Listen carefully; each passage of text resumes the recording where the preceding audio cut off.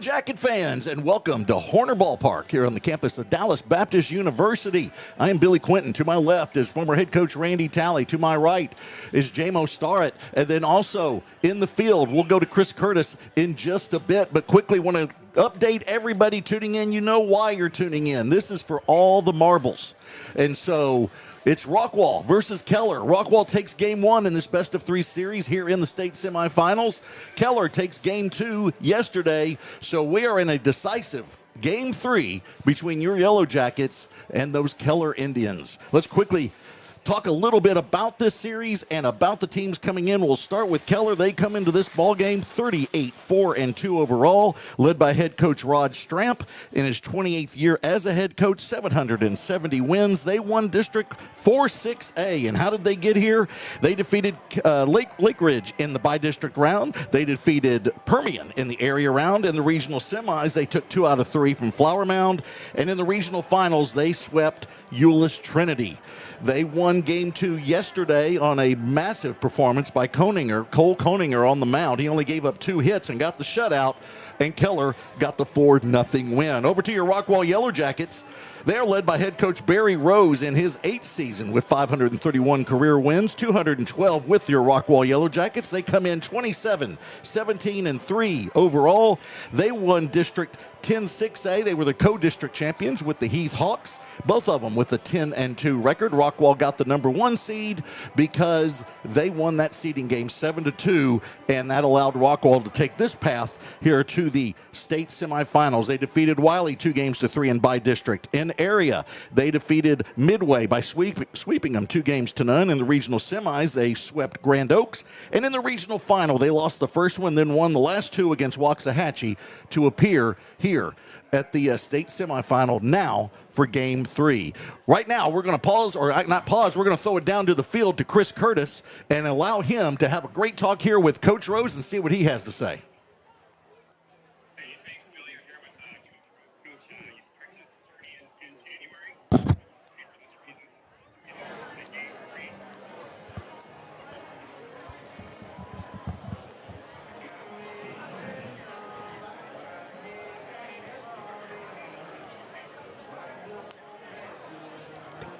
All right, we haven't all right, we're going to go back to Chris here in a second. I apologize as J-Mo's in a full panic over here. So, Coach, I'm going to throw it to you. Mindset now. We talk about the crucial game 2, but when the Yellowjackets took game 1, everybody's feeling great. Game 2, you don't play as well, you lose game 2. Now Keller is feeling great. What's the mindset here going into game 3? Just like us against Waxahachie, you know, told you the mindset of Waxahachie after winning game 1. Kryptonite is saying all we got to do is win 1 out of the next 2. When you get that mindset and you are going to allow a loss, you'll get a loss. And then when the game 3 comes around, it's anybody's game. There you go. And so right now it's Keller in the field because they are the visitors for game 3. Coach Rose, we already got 1 win for game 3. We won the coin toss. And Rockwall will be the home team. So this is a battle that, Coach, I don't even know how to look at this and what to expect. When you go to game 3, you're going to your number 3 starter for both teams. These guys more than likely have not seen a lot of action other than super crucial games when you go to your 3rd starter. So if that's another thing to look out for here as we go into this game 3. Well, they play so many Saturday games to add a game, a non-district game during the heat of the district, and that really is to get your number 3 starter ready. Mm-hmm. You give him 2 or 3, 4 if you can get it, extra district, non-district games. And then you also have inter-squad games during the week, during the playoffs, that you put him out there and see if he'll, you know, really compete for you and can get the mindset and practice that it takes in the game. Exactly. And so let's kind of set the picture here for Rockwall and Keller. Keller will be batting first as they are the visitors. They're in their home retro whites is what I'm going to call it. They're off-white. They have the cream-colored jerseys with the dark blue numbers. They have the dark blue hats with the K logo in gold on the front of those hats. That Pantone for Dark blue is $289, and the Pantone for the gold they use is $130. Why am I bringing that up? For those of y'all who don't know, I'm a graphic designer. That's my day job. And so I'm all about the Pantone colors, and I feel like I've brought Randy Talley into the Pantone world. Are you excited about being in the Pantone world? Well, you were one mention away from Cue Ball Enterprises of giving yourself a full commercial there. So, I'll take that next step. Don't you worry. I do love guessing the Pantone numbers. The one I've got down is the Rockwall Yellowjacket Orange. It's an 021. Exactly. The 021. They are wearing that in their jerseys.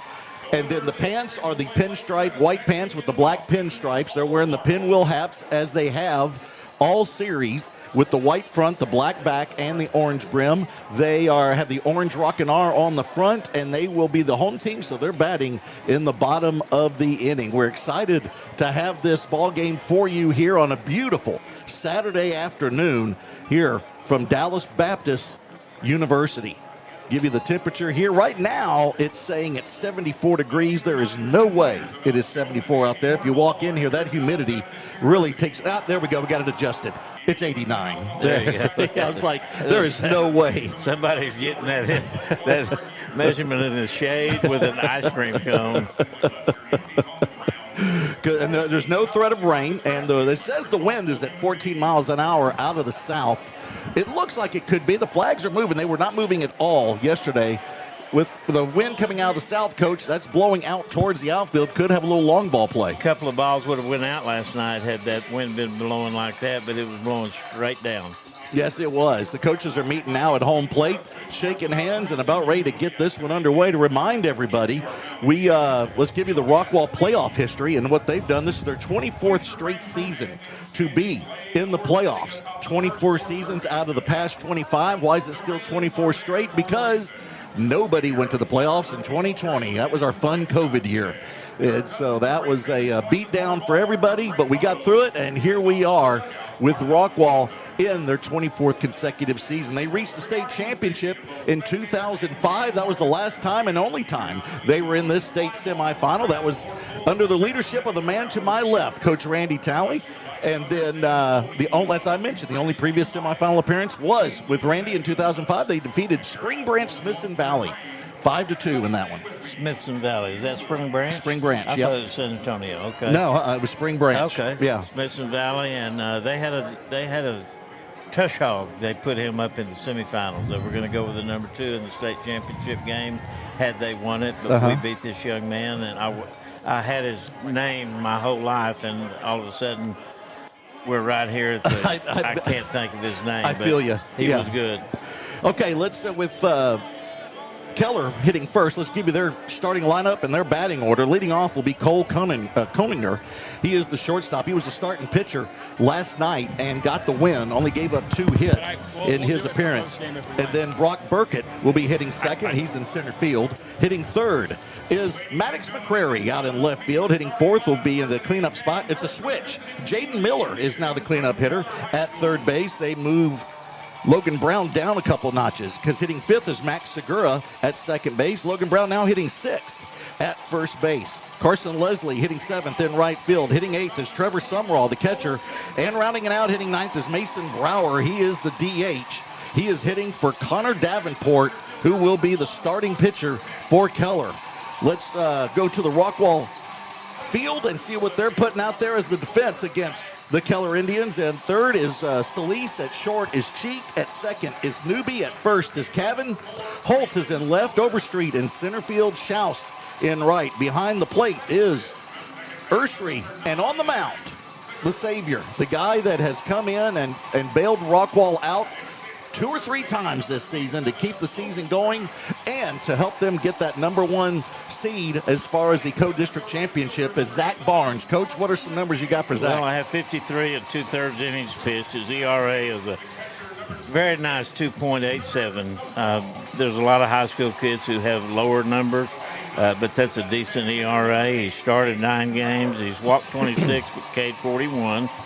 And the team batting average versus Barnes is a 189 below the Minosa line. So there you go. It'll be Davenport that'll be on the bump for Keller, when we get to the bottom of the inning, right now they just introduced the Keller players, and now they're about ready to introduce the Rockwall players. Let's go to the standings, the district standings. We'll kind of review that pretty quick as the introductions are being made. Let's start with District 10-6A in Rockwall.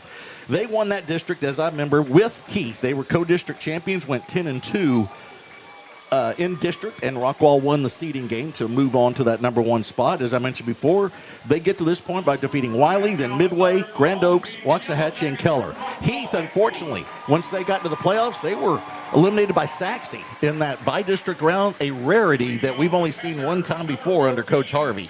That's true. Yeah, and so I believe that was back in 2015. So this is an odd year across the board with all sports because of the weird things that have happened. Legacy got 3rd in district, and those guys put it together as the season ended. They won by district over Wiley East, then they defeated Harker Heights in area. They went to the regional semis, defeated Willis, and then finally took on, by some rankings, the number 1 team, Tomball. They were defeated by Tomball in the regional finals, and then finally Forney got in, but got out in the first round against Rowlett. Let's jump over to the Keller district. That is District 4-6A. Keller ran away with that district, going 15-1. They won it by 3 games over Euless Trinity.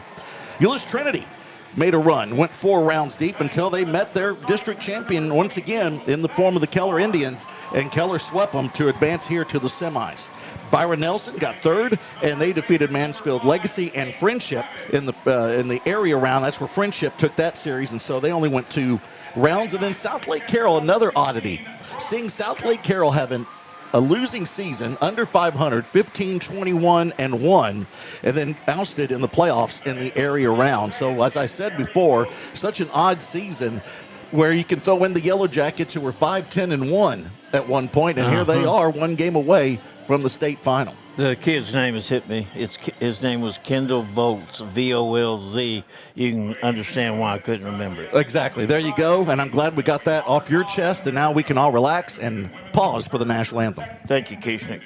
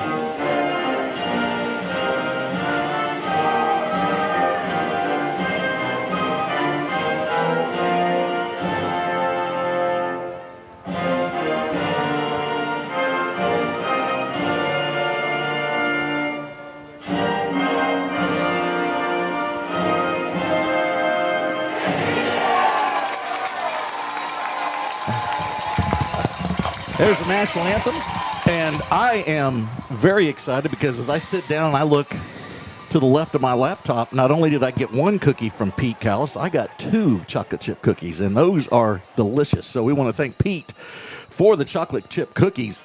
As we get started here, we have been so blessed by the fans and everybody else that have been bringing tacos. That's Kendall Martin bringing us tacos.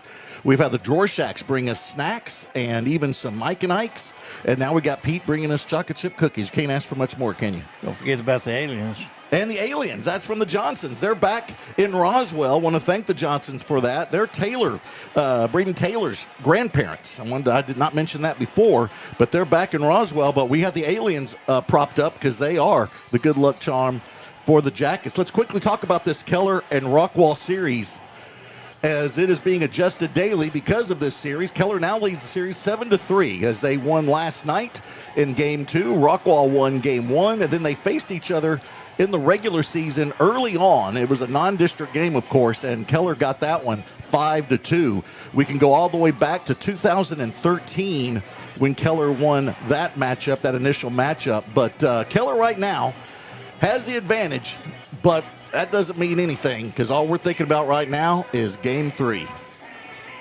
Coach, you getting excited? This is for all the marbles. You don't often, you go in these series, these 3-game series, now and then we'll get to a Game 3, but if there's a sweep, you don't get this excitement and this opportunity for a lot of these kids. This one has got a whole new twist to it. This is with the opportunity to go play for a state championship against the Lake Travis Cavaliers, and they know them well. They've played them in tournaments before.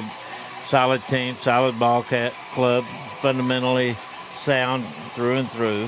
And Rockwall's a sound, fundamental ball club. I'm telling you, both these teams are so sound that when they do make an error, that's the difference in the ball games, as it was yesterday and it was in Game 1. So it is about the team, I believe, that makes the least amount of mistakes to pull this one out. Cole Koninger will step in to lead this one off against the right-handed Barnes, and the first pitch is outside and low, and we are underway. I don't believe that he's had but one hit, and that was a bunt. No, he had a double in the first game. That's right. He had a little looper, and then he had the bunt yesterday. Right, okay. Yeah. So he's gotten 2 hits so far in this series. That next pitch is just missing on the outside, and now a hitter's count for Koninger at 2-0. I want to thank everybody for joining us here on YouTube. We are so excited to be back on our friendly confines of the YouTube channel. That one's high, and Rockwall's in danger of walking the leadoff man in the top of the first. So Zach will step back and walk around the mound and gather himself. Takes a strike and a foul ball, and we'll be at a full count. We mentioned this before coming into this game. Koninger 444 average, and that one just misses. I think even Cole thought that was probably going to be called a strike, but it's a ball. 4-pitch walk.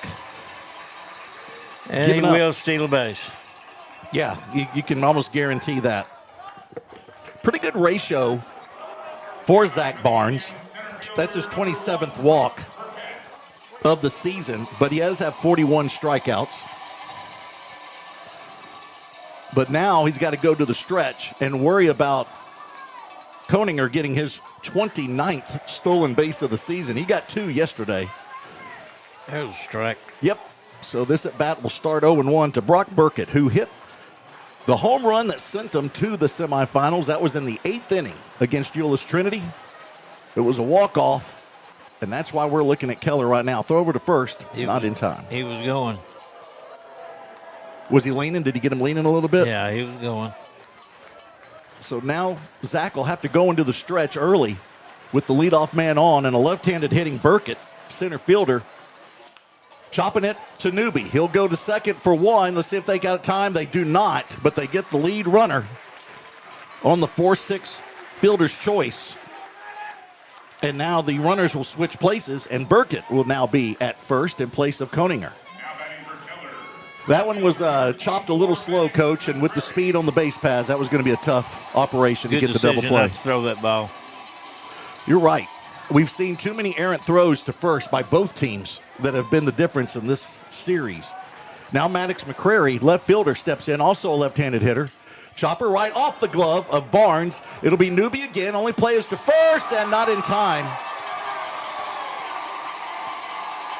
As that was slowed down by Barnes getting a glove on it. And Newby, 2 opportunities, and both times, slow choppers have to make a quick decision. How do you want to score that? That's fielder's choice. All right. Oh, I base hit. I'm sorry. Yeah, that's what I was thinking. And they are giving him a hit. Thinking about Burkett. Or is it Burkett? What did you decide? I was told Burkett. Okay. And then, but the PA is going different, but the Keller guys told me Burkett. I'm going with them. Off speed, there's a strike right down Main Street. And this is to Jaden Moeller, excuse me. He's the cleanup hitter. And now Ursery's going to go out and talk to Barnes real quickly. Umpire goes with him. Now, what is that all about, Coach? Not a visit. Okay. I don't know why they would even be. Are you hearing that music? Yeah. It's a yodeler. It's the guy on Price is Right that goes up the mountain. You got to guess the price. I don't know what's happening. So Moeller now with an 0-1 count, cleanup spot, 2 men on. And he's going to send our first B-dub foul ball straight back. Were we at Sam Houston or Forney when we were It was Sam Houston. Sam Houston, we were hearing that Accordion music. Accordion, kind of Italian music. Yeah. Sometimes it felt Russian, Yeah. you know? Yeah. Yeah, and that was where I believe their walk-up music was like Pop Goes the Weasel. Yeah, it was strange. It was strange. Just like hearing that music just then. Muller's in the hole, 0-2 against Barnes.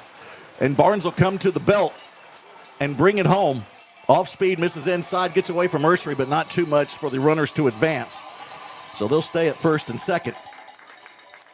Had my breath held right then on an 0-2 pitch. You just don't ever let him be able to take a swing at an 0-2 pitch.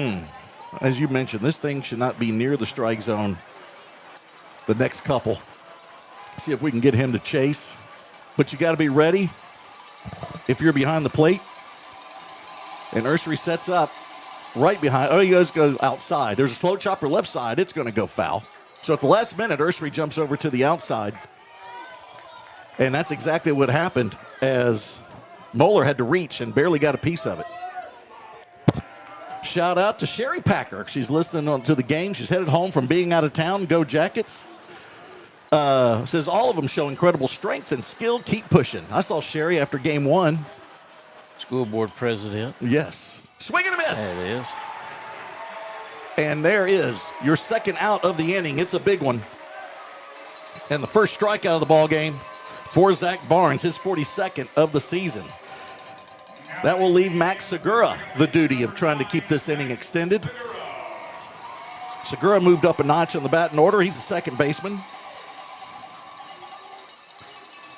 In the playoffs, 231 average, but he does have 4 RBIs and 4 doubles in the second season.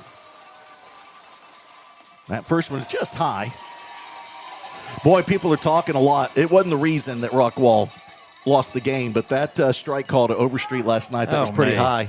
I sent it to you, didn't I? Yes, we saw that on the text thread. Right. It was pretty high, but that doesn't mean anything. There's a strike, count evens up 1-1. There was still a lot of work to do if that is called a ball, but I believe that would have walked in a run if I'm not mistaken. Yes. Now the count's 1-1. With only one out. With only one out. Yeah, good point.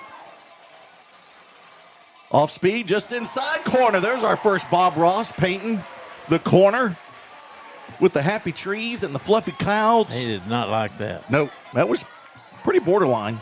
But it's a 1-2 count now. Well, he's sitting there with the toes over the black. Right. Ursery will set up outside. Runners are going and just missing. It's a double steal. Not even an effort from Rockwall to attempt to throw the runners out. Do we go in difference on that? You have to. I think so. I mean, there was not a care. So that evens up the count now 2-2, but both runners are in scoring position for Segura, who went 0 for 2 last night. 2-2. It's popped up. It's going to get out of play right behind us. You can hear it banging on the overhang here at Horner Ballpark.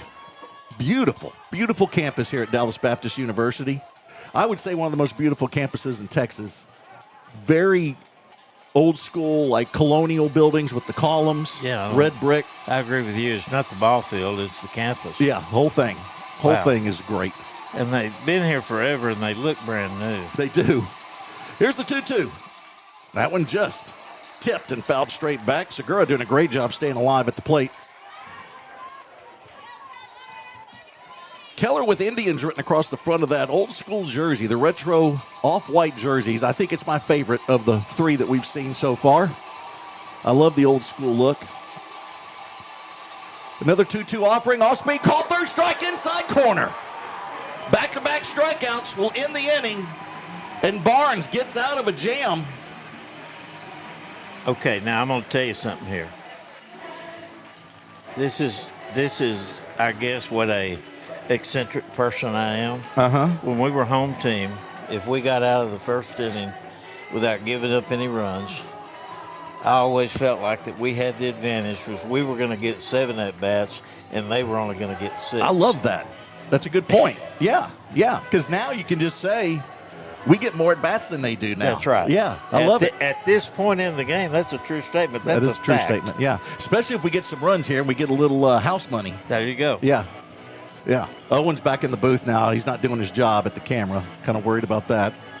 Got it on autopilot. Well, I guess so. But I do want to welcome everybody. Billy Quinton along with Randy Talley, former Rockwall head coach. One of his players sitting behind us, James Leverton.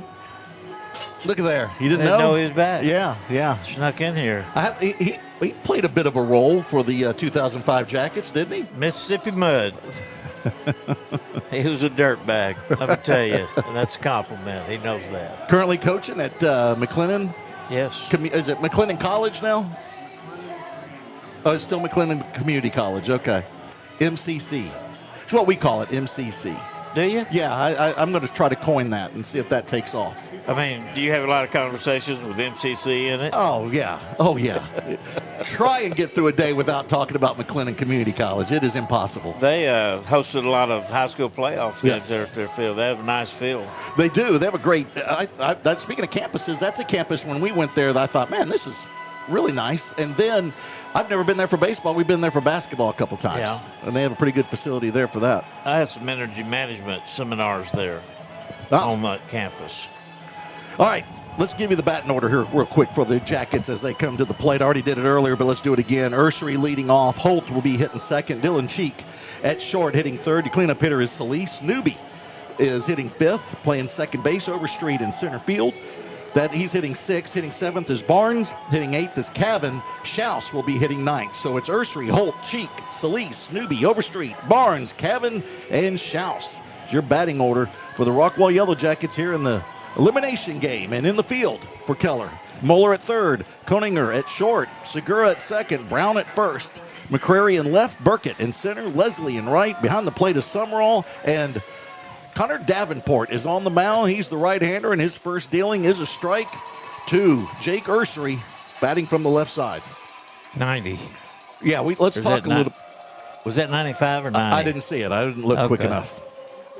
I do want to talk about that JMO's already accosting me because I haven't mentioned it yet, but that Davenport is committed to Abilene Christian. Yes, he is. Yeah. I can't tell between an 8 and a 9 on the board. My bad. I'll look here in a minute, but my eyes aren't much better than yours, so we'll fight through it together. It's an 0-2 count now on a swing and a miss from Ursery. Had a rough day yesterday, and it continues today with a swing and a miss. It's 4 in a row for him. Yep. He'll bounce back. Oh, we've seen it. We've seen it all season. And, Coach, this is something that you are very familiar with, where you got your ups and downs. I don't care if you're the stud player or the, 25th player on the roster. You're going to have your ups and downs during the season. Yes, you are. The great ones are the ones that can wade through it, not let it bother them. Short memory. And speaking of that, Hudson Holt stepping in. This kid's been something else all season. He's going to square around and let that one fly by outside and start this at bat 1-0. I like to refer to him as the captain. Yes, you do. I like that. He is the captain. He'll be back next year. He's just a junior, but committed. He's the big toe. To the University of Texas. He is the big toe.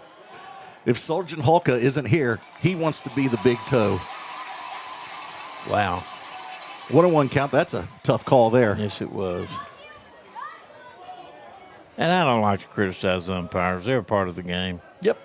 That's what I'm saying about that call yesterday against Overstreet. That's just part of it. There's a chopper left side. Moeller is there at third. He'll get it on the second hop and just send a laser across the diamond. And he does not hang on. It's an E3. I would say E5. Or you want to go 3? Absolutely. He had it in his glove. Now they're saying he's out. Did he turn in? All right. So Holt turned in. Instead of turning right, he turned left. And Coach Rose gives him a bit of a glare and probably a few choice words as he comes into the dugout. We'll look at the replay. And that's just heads-up play by Keller as the first baseman, Brown, noticed it immediately and ran over and tagged him, and they called him out. How do you score that one? On a pet E5, 3U. Okay. E5 or E3? E3, I'm sorry. Yeah.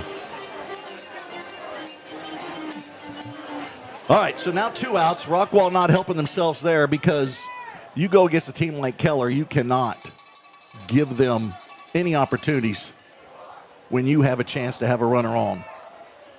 Now Dylan Cheek will step in, show and bunt. It's a strike as he pulls it back. Wind now blowing from right to left field. Was blowing out to dead center earlier. Right-handed hitter, that could benefit them if Cheek can yank one here.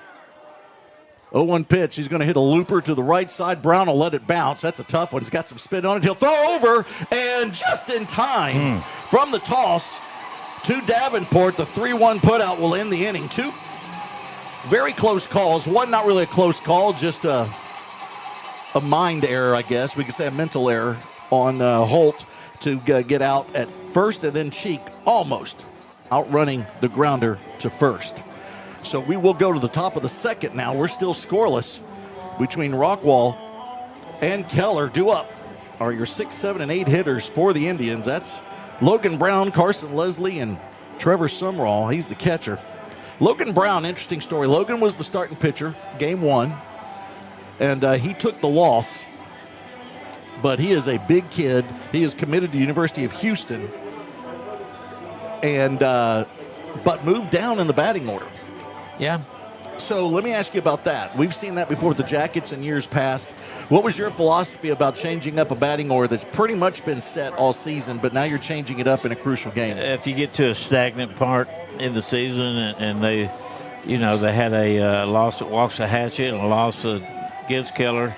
I'm just talking about Rockwall now. Right. Coach Rose moving his lineup around. You watch a guy who's on a hot streak right now, so you want to get him more at bats. You move him up in the order, and somebody who's struggling a little bit, you might put him down a couple of spots, get them more fastballs. And Rockwall did do that. Coach Rose did do that. He moved Overstreet up spot earlier in the playoffs. So, right. Yeah.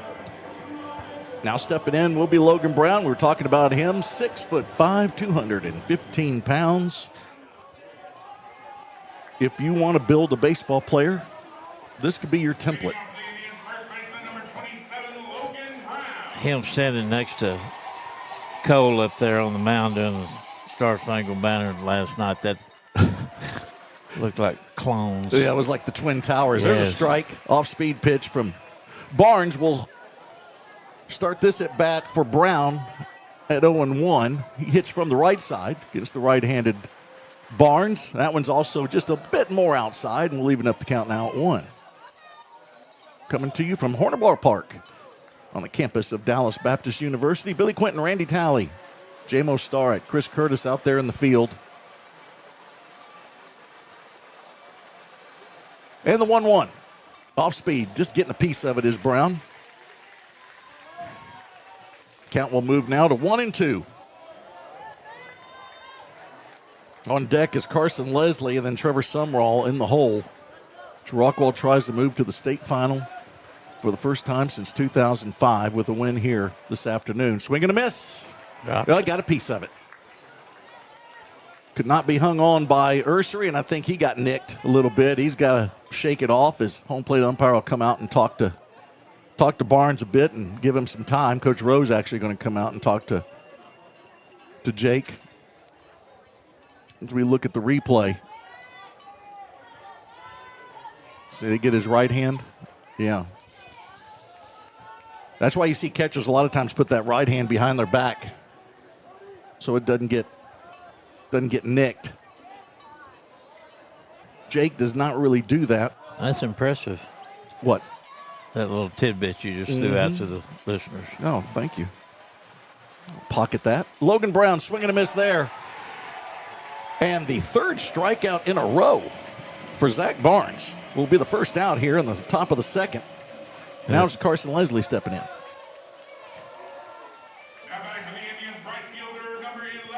I enjoy watching the dugouts. Rockwall's got a bit of a routine going on over there. And it was fun last night when Keller, it wasn't great for us Jacket fans, but when Keller got their 4 runs, how the crowd and the dugout were just in unison, just going crazy. Then Rockwall rallies, and it happens on the Rockwall side. Yeah. First pitch is a ball. That one's going to be outside corner. So we're even up the count now. 1-1 to Leslie. Went 0 for 2 yesterday, but did get an RBI on the ground out. That was when the bases were loaded. Off speed misses outside. 86 on his fastball, 73 on his breaking stuff. These Rockwall people are happy to be in the shade today. I'll promise you that. Yep. Keller's in the sun on the first base side. Fastball just misses. Count goes to 3-1 now, a little high and outside. Leslie, his best series was the area round where he went 2 for 6 and had a double. And that was when they played Permian. He awaits the 3-1. That one's outside, and second walk of the ball game given up by Barnes. So runner on. Number 8 hitter, Trevor Sumrall stepping in. Now batting for Keller, the catcher, number 26, Trevor Sumrall. All right, the Dubois family, speaking of board trustees, Grant Dubois and family, they're watching from home. Had the honor of working with Grant on his campaign when he was elected to the school board. I've got a grandson who's in the Army now, and he's calling from, I believe, Georgia or South Carolina or Virginia, saying he's listening to the game, watching it, and enjoying it. Jacket fight never dies. Love and he's it. a Royce City Bulldog. Is he really? Yes, he is. Give us his name. Who is it? Jared Ricker. There's a strike. Pump fake, but no throw down to first from Ursery, and that sets the count now 0-1 to Trevor Sumrall. Dad's name is Jared as well, but he goes by Little Jared instead of Jared Jr. Okay. LJ. We had that in our family. Did you? Yeah. Showing Button bringing it back. We had Big Vic, Little Vic. We had Big James, Little James. Then we had, I was Little Bill. My dad was Big Bill. But I was Billy Jim. So there you go. A little family history. 1-1 pitch. Ooh, that one's high and inside. A little chin music as Sumrall was squaring around. Had to bring that bat back pretty quickly. Sumrall's the littlest on their team. He's the only one that's not over 6'3". I agree. And he's the catcher.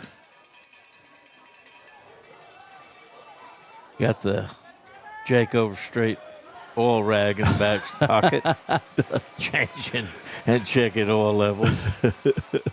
There's a bunt right back to Barnes. He has the backhanded. He'll throw to first, get the sure out. So now 2 outs, but the runner Leslie being moved to second on the sacrifice. And Mason Brower, the DH, will have an opportunity here with a runner in scoring position. Second inning in a row that Keller has got a runner into scoring position. Before, it was just with 1 out. But now, it is with 2 outs. That is an open stance. That is the most open stance I've ever seen. Brings that foot back in. Very Ruben Sierra-like. Yeah. Remember Ruben Sierra? Oh, yeah. There's a strike to start this at bat. Lance Parrish had the best batting stance I ever Loved seen. it. Loved it. I think my favorite, there's a chopper right side foul. I always felt like Don Mattingly's was pretty cool. Yeah. Kirk Gibson. Kirk Gibson was good.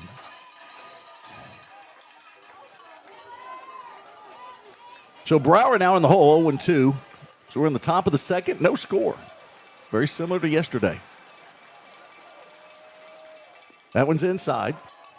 It brings that right foot up. That's part of his load. Shifting the weight all to the back foot. That back foot right on the front line of the batter's box and the back line, and he'll nub this one off of his foot. Keep the count 1-2. Talked about Zach Barnes and how he's been the lifesaver for the Jackets. Came in and got the win for Rockwall when they had to go 3 games against Wiley. Rockwall won that one 4-3. And then also came in and got the win when Rockwall defeated Waxahachie in Game 3 in the previous series. Went full 7 innings. Way outside. Count goes 2-2. Looks like he burned one there. Yeah. I don't look at 8. I don't think of Yogi Berra. I was going to say it, but anytime I bring up old numbers, you told me you were tired of it, so I just left it alone. 2-2 pitch, off speed, called third strike. And I don't know if Barnes is aware that the inning is over. He's just walking around like, I'm just going to stay here. So 2 strikeouts in the inning will give him 4 in the ball game, and we'll go to the bottom of the second. But first, let's take a timeout. It's Rockwall Yellowjackets playoff baseball on Rockwall ASD Sports Network.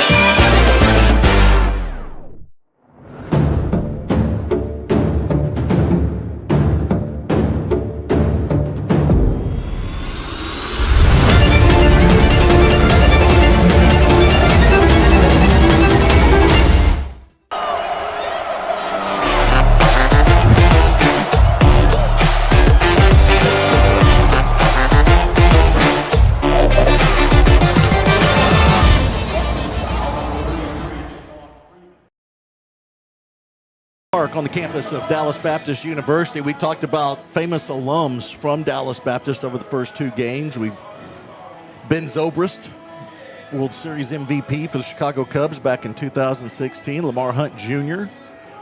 Can't forget Stan Britton, commercial real estate mogul. He's watching. And then, of course, my favorite, Cash Quinton, city planner to the stars. Cash is going through a rough time right now. He had to move out of the house. Oh, yeah. But he's got an apartment in Dallas, but it's not going to be ready for a couple weeks. So guess where he gets to stay for 2 weeks? Home. Gets to see at the Quinton Hotel. Meals? He'll probably have a few free meals there, yeah. Room and board? Room and board. Yep, all inclusive. That's full scholarship, Cash. Enjoy it. And he will not get a mint on his pillow each night. First pitch to Solis, leading this inning off for the Jackets. It is a strike. Catches that Black on the outside. So Brent looks at an 0-1 count to start bottom of the second inning.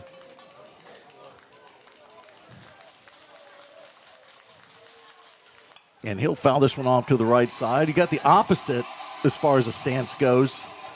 By the way, we get 6 at-bats, now we get 5. There you go. There you go. It works all the way through the game. Well, we're talking about Brower had that wide open stance, a slightly open stance here from Solis. That left foot just a little bit back, that front left foot. That one set the count now to 1-2 to the Rockwall third baseman. Boy, he's been great in the field and also in the playoffs. 405 average. Oh, come on. And there's a big news here that there's a drive left field. It's going to hook foul. Turned on it a bit too soon. We got news coming in. Solis now has taken over the batting average lead on the team. How about that? It's been held by Hudson Holt almost all season, but he now hits 360. Hudson at 357. Enjoy seeing his dad Pablo before most of the games. Chopper right side. Going to his right is Segura. He has the backhand, throw off his back foot, and it's not going to be stabbed by Brown. Second time that Brown cannot get the short hop, but luckily Solis turns to his right this time. I'm putting that at E4. I am too. Well, you know what? It was a tough play. Are you going to see what your 14-year-old says on Game Changer? We can. Or we go by the scoreboard. And they're giving him a hit. Okay, I will too. I thought it was going to be a tough play because if he catches that, it's close. And Solis does have some speed. He's going to have a pinch runner come in. That's going to be Zolly. Yeah, he would have been safe. We looked at the replay. He would have been safe if he would have caught it anyway. And Zolly gets an opportunity. I saw Zolly before yesterday's game. Did not get to see him today. I was running late today. That traffic on 30 is a bear. I watch little bitty things during the course of pregame, and on every lineup when the starters are announced and the rest of you come on out here, and then the coaches come out for the Star Spangled Banner, Zolly gets down there. It's coaches and then Zolly. Oh, good. Nice. The rest of them. Always got a smile on his face, I'll tell you that. Oh, yeah. See if they send him. With no outs, Rockwall has their leadoff man on. And now it's going to be Newby squaring but letting that one pass by, and it's a ball outside. I met Zolly's brother after the game. Older brother or younger brother? Older brother. He is a specimen. Let me tell you, he's huge. Well, and cut. Colin himself is impressive, just being a freshman and on the varsity basketball team and the baseball team. There's a shot to the right side. It's foul as Newbie tries to go opposite field. Well, if his brother is a template to what he's going to be when he's a senior, Charles Atlas holding the globe up like that. I mean, this guy looks like a model. Yeah. Well-spoken. You just put a question mark above every kid's head that's under 40 when you said Charles Atlas. Oh, they don't know who Charles Atlas No. is? Google it. I know. They can Google it, but they don't know. Okay. I said something to Owen the other day. I forgot what it was, and he had no idea what I was talking about. How about Lou Ferrigno? No, that's still old. Not even that. No. You got to go like, and I don't know who The Rock. You could go The Rock. Okay. Dwayne Johnson. Yeah. And another one is a ball there as Newbie squares around. Odd batting appearance here as the squares around the first one, swings away on the second one, squares around on the third one here, and lets it go to set the count now 2-1. Or the wrestler guy that's in the movies now. I know that's generic. Dwayne. No, not Dwayne Johnson, the other guy. He starts with a C. John Cena. Yeah, Cena. There you go, John Cena. Runner was going there, and it's fouled off by Newbie over the left side. If you haven't watched the Hulk Hogan Netflix documentary, watch it. Okay, I haven't. I'll go check it out. It's only 4 episodes, and it is wonderful. Really? Yes. You get to hear and see some things that you figured were the way it was, but this delivers it for you. All right. It's a 2-2 count now here to Newbie. Zolly at first, running for Solis. Throw over to first. Collins back. These guys that we grew up having our idols are old. Yes, they are. I Well, mean, dude, they're dying. We lost. They can barely walk. I know. They've jumped off the rope so many times. Well, that or just even overall, it's sad. 2-2. Oh, called third strike, outside corner. I felt like the home plate umpire just realized at the last minute it was a third strike and had to go into his motion. He botched that. I think he did. But that is the second strikeout of the game for Davenport. First one looking. So now Reed Overstreet will step in. Went 0 for 3 yesterday.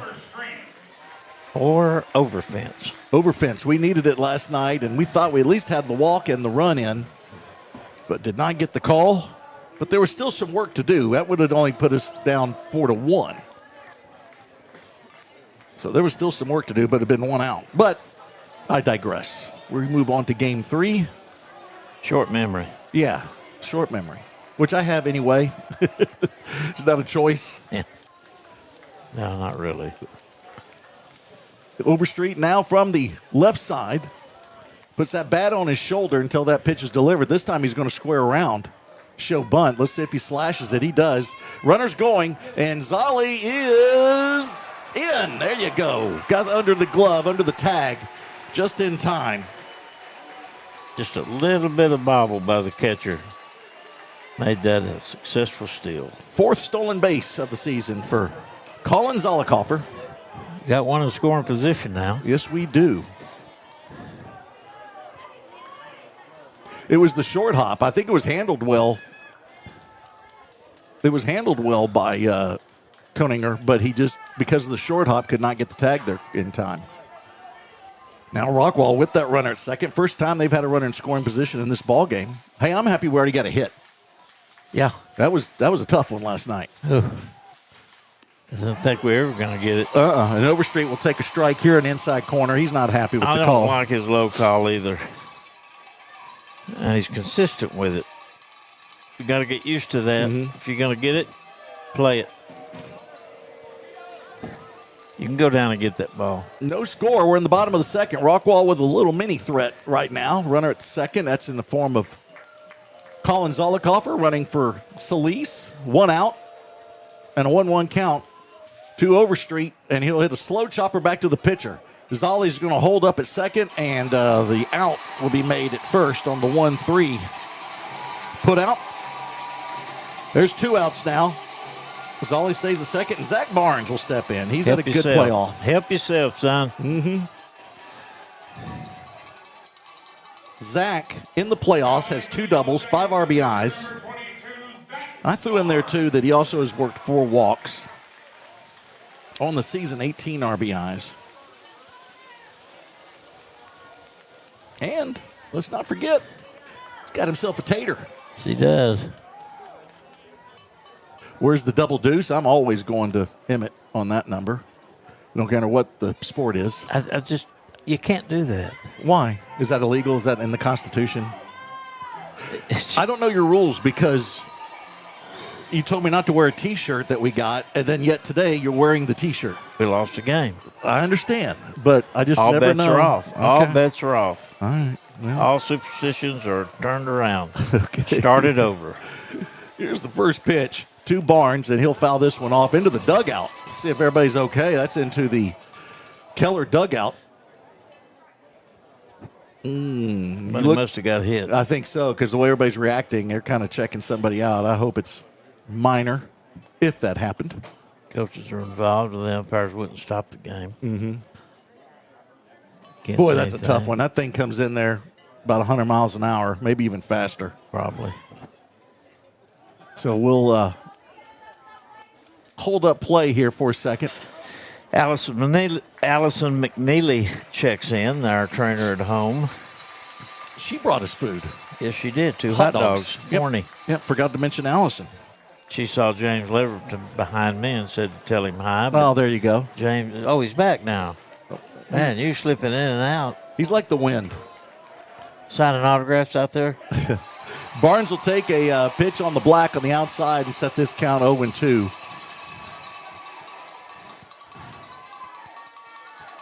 So Zollicoffer, this will be his only appearance then if he's coming in for Solis, right? Yep, that's correct. He can put his tennis shoes on. Unless Zolli plays third, which I doubt. That one's outside and high. No, Zolli won't be playing no 3 Exactly. bag. I don't think so. Thunder Miller checking in at the diner. Has the game on, and he's drawn a crowd, he said. Oh, good.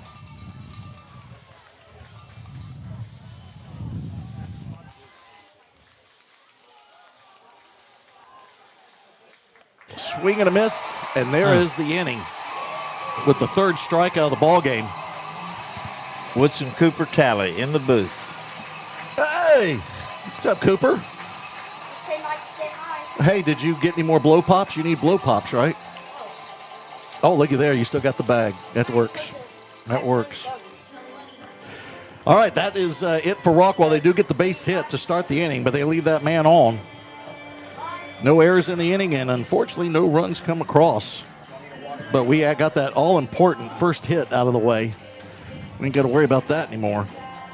So we go now to the top of the 3rd inning, and we're back to the top of the order. For Keller, it's Koninger, Burkett, and McCrary. We got to catch up on some shout-outs. But, okay, I'm getting one from my wife, but this is from Miss Jorshak. She says, keep thinking about one of these days he'll come to a game, but they could give her dad, Craig Beckstrand, a shout-out. He's been watching every game, cheering on the team from Utah. All right. Cannon has been my whole family in Utah hooked on Jackets baseball. That's Thunder. You know, we know Thunder is Cannon. Oh, yeah. Yeah, so. My Thunder. No, not your Thunder. And, of course, my lovely bride, my current wife, Autumn, wants a shout-out. So, naturally. Shout-out to you, Autumn. I think her and my son, they're watching, but, you know, Cash, as I mentioned, has moved. He's got to find some kind of table or something for the apartment, so I think they're on a hunt for that. Let me just throw this by you, okay? Mm-hmm. I think it's completely understandable if you start charging him rent. Oh, it's completely understandable. I mean. Oh, yeah. Well, it may not be in dollars. It might be in labor. Okay. Yeah. Oh, yeah. Does he mow the yard? Oh, he had a mowing business. Oh, he did? Yeah, all through high school. Him and Lance Johnson. They had J&Q Mowing. That's how he learned how to run a business and all that stuff. He did great. Wow. Oh, yeah. They did some landscaping. They did all that stuff. That's when he realized, I really need to work inside. Off speed, catches the inside corner, and it's an 0-2 count quickly to Cole Koninger. Future Tennessee Volunteer? Maybe. I got a feeling this guy's drafted. Saw him on TV today. Cole or Tennessee? Tennessee. Yeah, they're in an elimination game already. They lost yesterday. Wow. Did they lose today, so they're out? Oh, man, Dale is not going to be happy. Dale's going to get back from that Disney cruise, and it's going to be such a different world for him. When will he be back? Do you know? I don't know. I'm not his keeper. Who is? Terry. Terry's his keeper. Koninger takes a pitch outside and high. It's a fastball. Watched this kid yesterday hitting 97 on the velocity. And when he took a little off, it was around 94, 95. He'll check swing there. Did not go around. That'd have been a double. God. No kidding. If he would have made contact. First base down there with his Keller leather jacket on again. Little hot for it, but he's showing the colors. Yeah, we're watching replay. It's pretty close, but I could have seen a swing on that one. Counts 2-2 now. Koninger doing a good job staying alive at the plate. Yeah, we're looking at the replay, and J-Mo just gave me the 6-7 move. Yeah. I'm not sure what's happening there. I'm an old guy. Rap song. I guess. Here's the 2-2. Inside, got him in the helmet.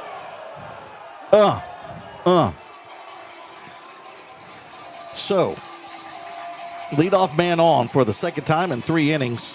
And you know Barnes is mad at himself. You had a 2-strike count on the all-world shortstop pitcher, and you plunk him.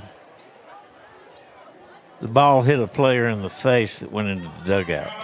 Oh, my. Has ice on it now. Okay. Who are you getting that from? Pete Callis. Okay. Pistol Pete. Not Prickly Pete. He does not like Prickly Pete. Not Prickly Pete. Okay. Jeez. That's George Costanza's fake horse. I got to get those straight. Well, Burkett steps in. They got runner on, and he can steal a bag. There he goes. Taking all the way. The throw's not even close as far as timing goes. It took 2 hops to get there. I don't think Ursery had a good grip on it. And the 30th stolen base of the season. Fast. Yes, he is. Karen Ochoa and her clan is all out on the back porch at Blue Ridge, Texas. Blue Ridge. Yep.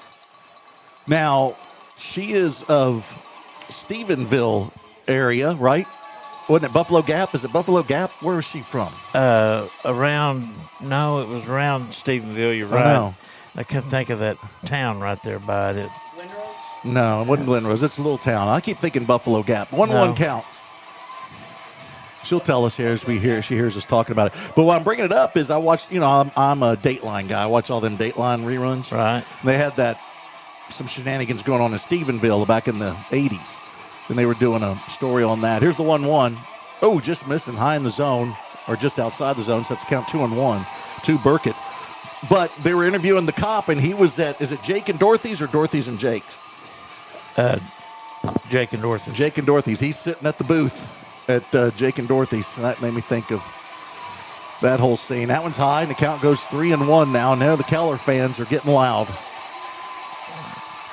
You had never eaten at Jake and Dorothy's. You're missing out. Missed one. Yep. Gravy goes underneath the chicken fry. Exactly. No, not Heiko, Steve. Steve Bridges trying to chime in. It starts with a B, if I remember right. Basket? Can't remember. Well, Karen will tell us. Off speed, there's a strike. Now we're going to go full count. Lisa, you doing okay? Lisa has come in, and she's dripping with sweat. Her son Neil wants to let us know he's on the lake. Is he? Yeah, he's got this big, long cigarette boat. That reminds me of Dale. Goes about 90. Little pivot, no throw, back to second. Neil being on the lake is doing just as much for our broadcast as he was when he was here in the booth. Yeah. There's a drive, right center field, and it's going to fall in front of Overstreet. Runner will hold. That's a good Coming- deke. yeah. Good deke by Overstreet. So base hit now. We'll put runners on the corners, no outs. And a big-time jam now. We had a couple little mini jams earlier. This one I'm going to put in the big jam category. Well, when you got first and third, nobody out, you are in that 6-7 range. Right. And McCrary now will step in. Coach Rose, I believe, is going to go. Yep, he's going to have a talk with Zach so we can catch up on a few folks here. All right, Dustin and Jordan Ray. He's a commercial real estate agent under commercial real estate mogul Stan Britton. And the girls are Kennedy and Palmer. They're all watching. And everybody's throwing Dublin. No, it ain't. Come on, Karen. Let us know what the town is. Bluffdale. Well, there it is. There it is. Whew, feel better. You know, Dublin doesn't do Oh, that. the one I was trying to think of was Blanket. Blanket. Yeah, yeah. They No. also have a good restaurant there in downtown Blanket. There's about 8 buildings, Yeah. but they have fried fish on Friday night. All you can eat. Well, you got, Jersey Lilies and Heiko. Yeah. That one's good. I don't know if they have it anymore, but they used to have the buffet where you could get yourself some enchiladas or some catfish or some ribs. It was anything. Wow. But, of course, you have the Coffee Cup restaurant in Heiko. I just got me a shirt from there the other day when we went down to. Isn't that where you get the pecan pie? You get any pie, but Oh, yeah, okay. good pecan pie. But they're high too. They got that meringue stacked. All right, back to baseball. McCrary at the plate. Runners on the corners, no outs. Runner from first is going. It gets away from Ursery, so now 2 runners are in scoring position. If Burkett easily goes into second, and now McCrary has an opportunity here to break the seal for Keller, get the first runs across. He does have an 0-1 count, even though that one was not handled well by Ursery. It was a strike. Left fielder. Off speed, that's a strike. beauty, and it is right down the middle for a ball. Whew. Evens up the count now 1-1. Getting a lot of chirping from this left side. Yeah. Don't know if it's fans or coaches. 1-1. Chopper foul right side. Now 2-strike count. Boy, a strikeout would come in handy here if you're a Jacket fan. Would it ever?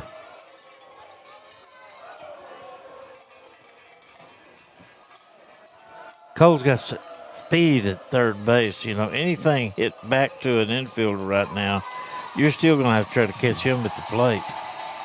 Oh, another foul staying alive. That foul goes straight back from McCrary. His first at bat, he did get a single, was stranded at second. That's when they had runners at second and third. But then back-to-back strikeouts from Barnes got Rockwall out of that first inning. Going to have to do a little more magic here. With the 1-2 count, McCrary waits from the left side. Fouls another one off. That would have been a ball, but you don't have time to sit there and decide.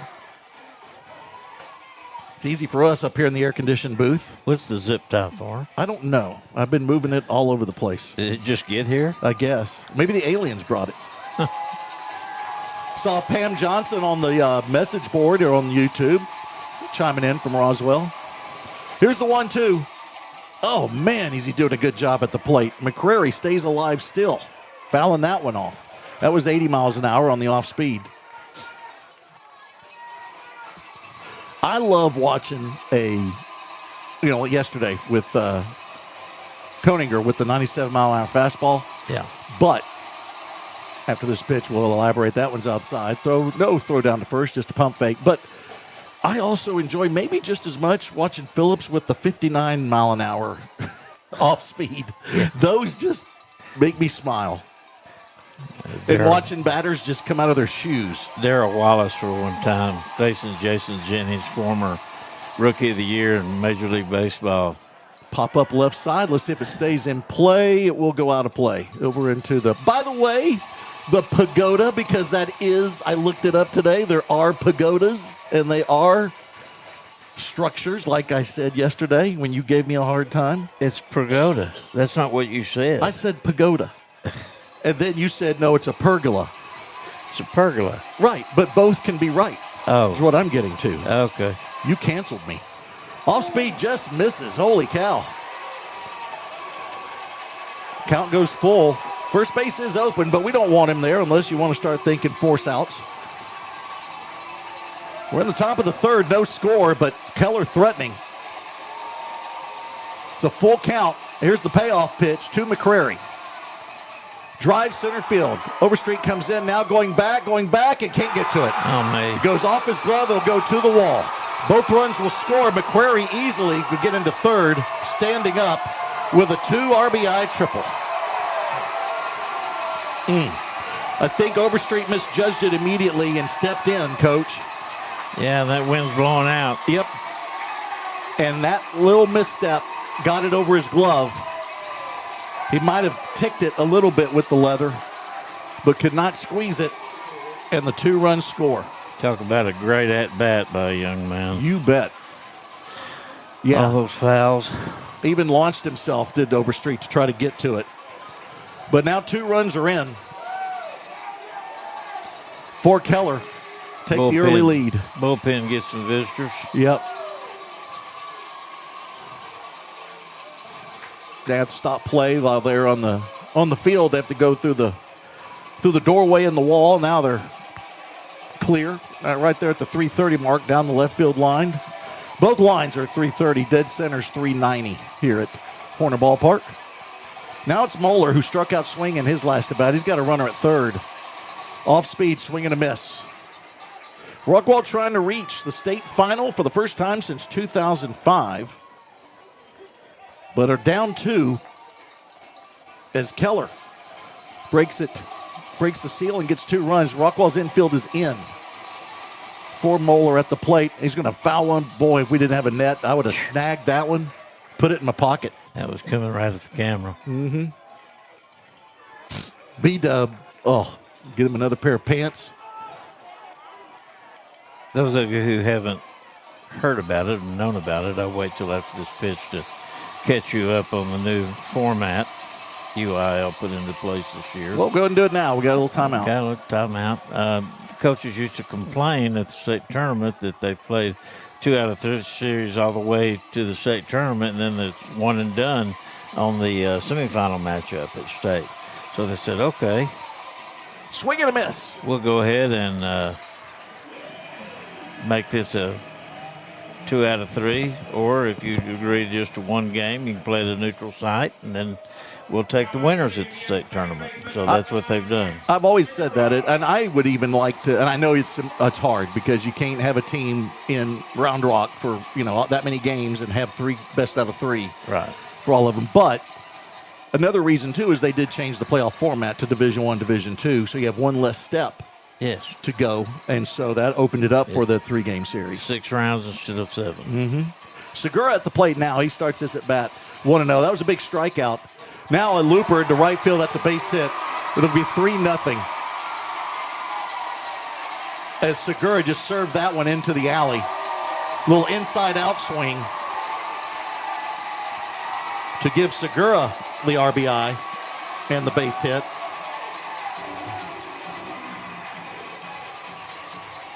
And now a runner at second, still 1 out for Rockwall. And we get to the number 6 hitter, Logan Brown. This guy, every time there's a runner on, it feels like Logan's at the plate. But Rockwall has kept him at bay. I worry because that can't keep happening. At some point, Logan's going to bust it out.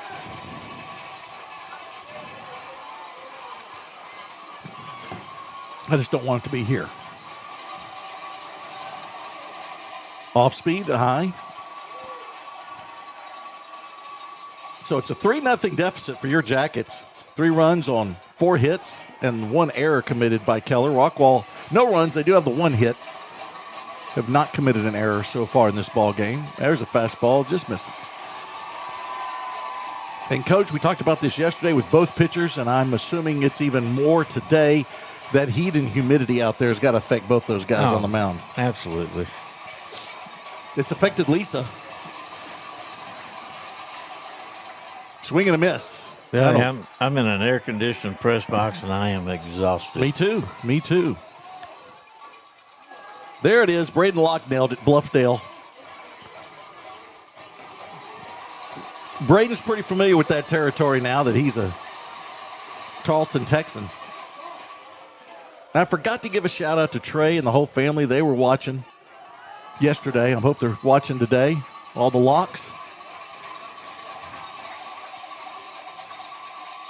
I think he gave a warning. I think. So Braden left Arizona to go to Tarleton. Yes. So we have one at Tarleton and one at Sam Houston. Right. Drive left field. Let's see if it stays up for Holt. It does not. It'll fall in front of him, but Holt does a good job to hold the runner. Another hit. Yep, so Segura is now at third. And Brown does get the hit that we've been waiting on, but no RBI.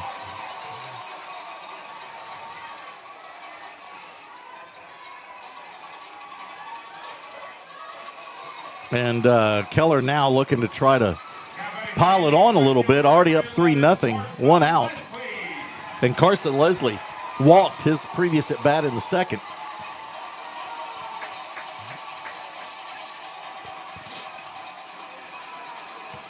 Oh, Trey was watching for Rockwall to correct that.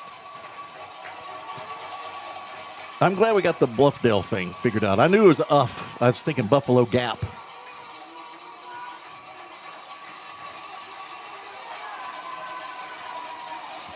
Here's the 1-0. Nope, it's going to be a throw to first. The Kansas City move. We haven't seen that in the playoffs. Is that the first time? No. We've seen it before? Yeah. I must have been looking away. It was I must have been on my phone. Keller who did it. Okay. Coinger. That one catches the plate, sets the count 1-1. You say Cole, I was thinking of Cole Hill, remember? Yeah. Saw him coming in. We had a little quick chat as we came in. Off speed, that one's low. What did you call him? I forgot. Stone Cole or what? It was something like that. You remember? You know what I'm talking about. Yes, I do. We had a guy at school we called Cole Floyd Allen. Drive to center field. Overstreet goes back into the alley into left field. Makes the grab. That will bring in a run. Tagging and coming home is Segura. Making it 4-0 Keller. Runner will stay at first. That's Brown. And Leslie is out on the sac fly. So he doesn't get in the bat. Not he does yet. get an RBI. He's had a base on balls and a sack, so he's 0 for 0. But he does have the RBI. Summerall now steps in. He sacrificed, speaking of no at-bats, back in the second. 2 outs now, the infielder moved back. Best ball high and inside. Rockwall's got some work cut out for him now if they want to go to state finals. Or the state final. Earthford getting a little more adamant about where he's wanting that pitch. Well, I think earlier it looked like home plate umpire gave a warning to Barnes about going to his mouth with his hands. There's a strike. And I would think that'd be hard on a day like today where it's sweaty. They got the towel out there. Yeah. Brower is on deck. He struck out looking. But Rockwall would like to get the guy at the plate right now, Summerall, get out of this inning and keep it at 4 runs plated. That one's high. Barnes just a sophomore. Yeah, he'll be a big part. He's already a big part of it, but he'll be a bigger part of it next year. Yeah, he'll be one of those that he got coming back. And he'll be one of the first names mentioned. 2-1. Chopper left side. That's Solis. He'll throw it over to first. And the 5-3 putout will finally end the inning, but not before 4 runs come across on 3 hits. 1 man left on base. No errors in the inning, but the damage is done. And as we go to the bottom of the third, it is Keller 4, Rockwall nothing. 8 to the plate. Now your theory of... Now you're even. Yeah, exactly. Exactly. They've got 4 and we've got 0. We need to get us some. I didn't want to throw your theory. I like the theory when we're tied or ahead. Yeah. It's a fun fact. Fun fact. Yeah. Man, we hadn't said that in a long time. No, we haven't. I feel good about it. Fun fact. Yep. LT. Wonder if Johnny Lawrence is watching. Well, text in, Johnny. He's always a part of our broadcast. Well, Tony Bowles is watching from Clifton, Texas. 60th wedding anniversary celebration. I'm pretty sure it's not for Tony's marriage. I'm wondering if somebody gave him World Cup tickets for his anniversary. I don't know. It ain't his. It's the 60th anniversary. It ain't going to be Tony's anniversary. No, he's not 60. No. Do you listen to anything I say when I'm talking to you? 60th anniversary of what? Wedding anniversary. I just read literally he's at a 60th wedding anniversary celebration. Oh, he's at one. Yes. Oh, I thought I missed. And I said this cannot be Tony's Okay, anniversary. I misspoke. I thought you said his. But back to Tony.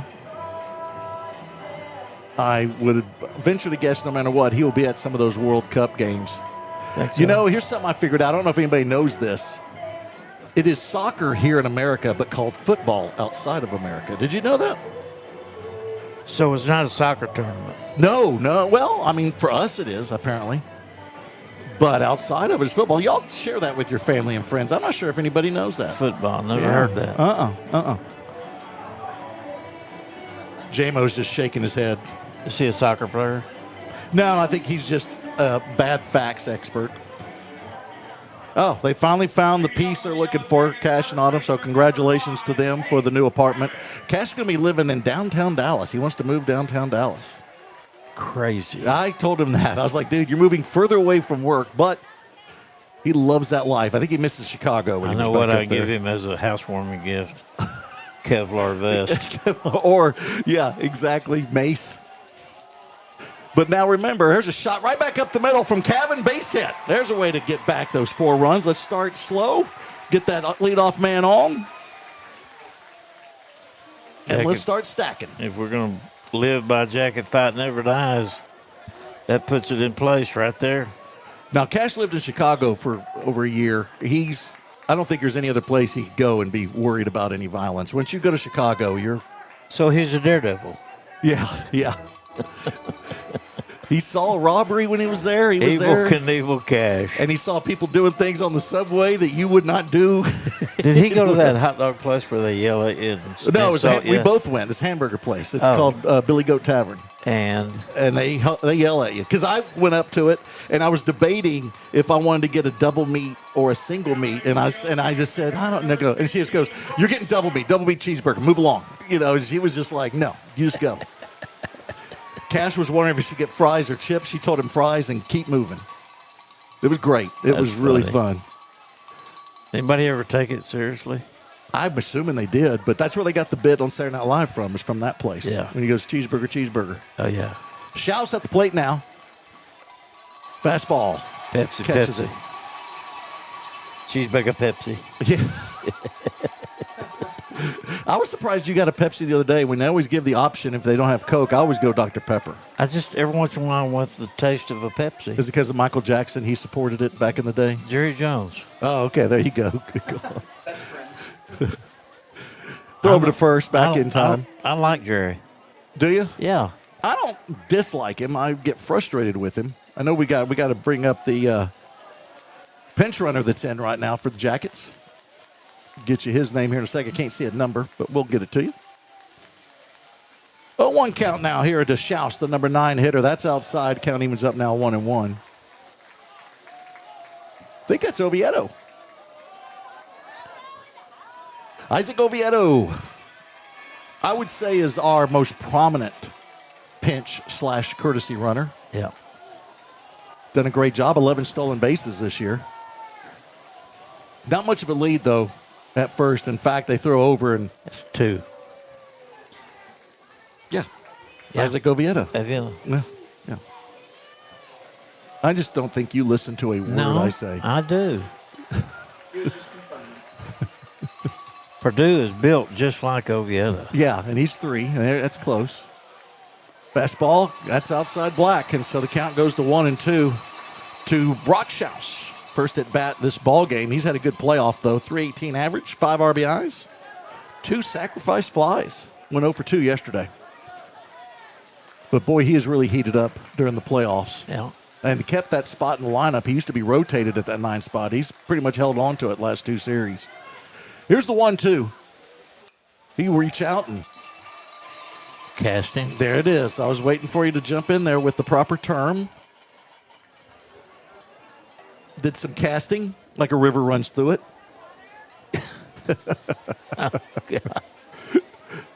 That's a chick flick, isn't it? No, that's a good one. That's where Brad Pitt fights a bear. Oh, okay. And what's his name? I don't know, but have you ever watched Legends of the Fall? Yeah, that's the one where he fights the Bears. Legends of the Fall. I'm sorry. There's a line drive, base hit. Schaus with the 2-strike count comes through, shortens that swing, and serves it right into center field. Back-to-back singles. All right, 8 and 9. You love it. Get that bottom of the order working. Hey, you know who is contacting us on the thing? He's only contacting you. Mata, I would like a little love. Oh, man, love Mata. Mata Smith and Jigba. He says, hey, Coach Tally. Mata? What's he say? He just says, hey, Coach Tally. Oh, man. Yeah. He always hugs Jackson me. and Kanan's dad. Always hugs me. I know he's a great guy. I'm just feeling left out now because Mata just blatantly ignoring me. I'll just say this. Jackson has had an incredible career so far. If it wasn't for me and David Sweet, nobody would have known about him because we're the ones that talked about him on the air. Yeah. He would have just gone into obscurity. Apparently Mata forgot about that. Now, that's another guy who's got a build. Who, Jackson? No, Mata. Mata, yeah. You're making me uncomfortable talking about men's builds. Well, I a don't lot. care. I'd like to have him with me if I'm ever in a fight. Oh, yes. And we wouldn't even fight. Once they looked at Mata, No. they'd say, no thanks. And correct me if I'm Just wrong, looking. Mata. I believe Mata was a tight end. Stephen F., I believe. Stephen F. I think so. Don't tell me that. Yeah. Do you lose respect for him now? Bearcats and Lumberjacks don't mix. I know. That's at what I'm all. saying. That's why I'm going to make an exception for Mata. okay. All right. And Tyler Stark. And we're back to the top of the order with Ursery at the plate after time out there on the field. That one's way outside. You don't have to get 4 runs all in one inning. Coach Rose just proved that then. If he bunts these guys over, they play for 2 right now. Well, it's the old See what Mark. happens. Remember Mark Holtz, the announcer for the Rangers? Yeah. Peck away theory. Just peck away at it. You don't need to get all 4, as you said. Build the house 1 brick at a time. Yep. It's a 1-0 count now here to Ursery. He is squaring around. He'll bunt this one foul. You know how ants eat a birthday cake? Yeah, little by little. 1 bite at a time. I like how you made it a birthday cake instead of just any cake or anything. You went specific to birthday cake. What? Not like a pie or a coffee cake. You know, you try to use adjectives and adverbs. It's true. Squaring and bringing it back on an inside pitch is Ursery, and he's worked this count to 2-1. Good point. Lolly, lolly, lolly, get your adverbs here.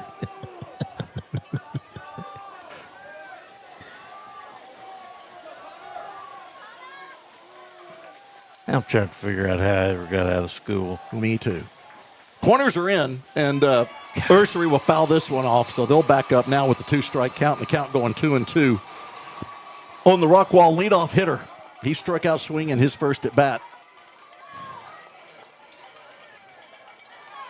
Oh, just went to his mouth. Stepped on the rubber.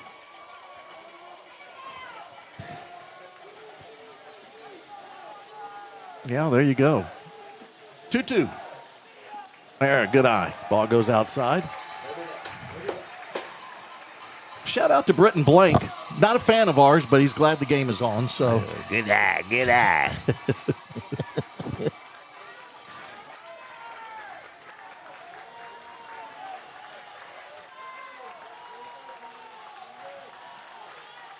And the payoff pitch. Swing and a miss from Ursery. He'll have his second consecutive strikeout in this ball game and 5th. 6 Or 6th over the last 2.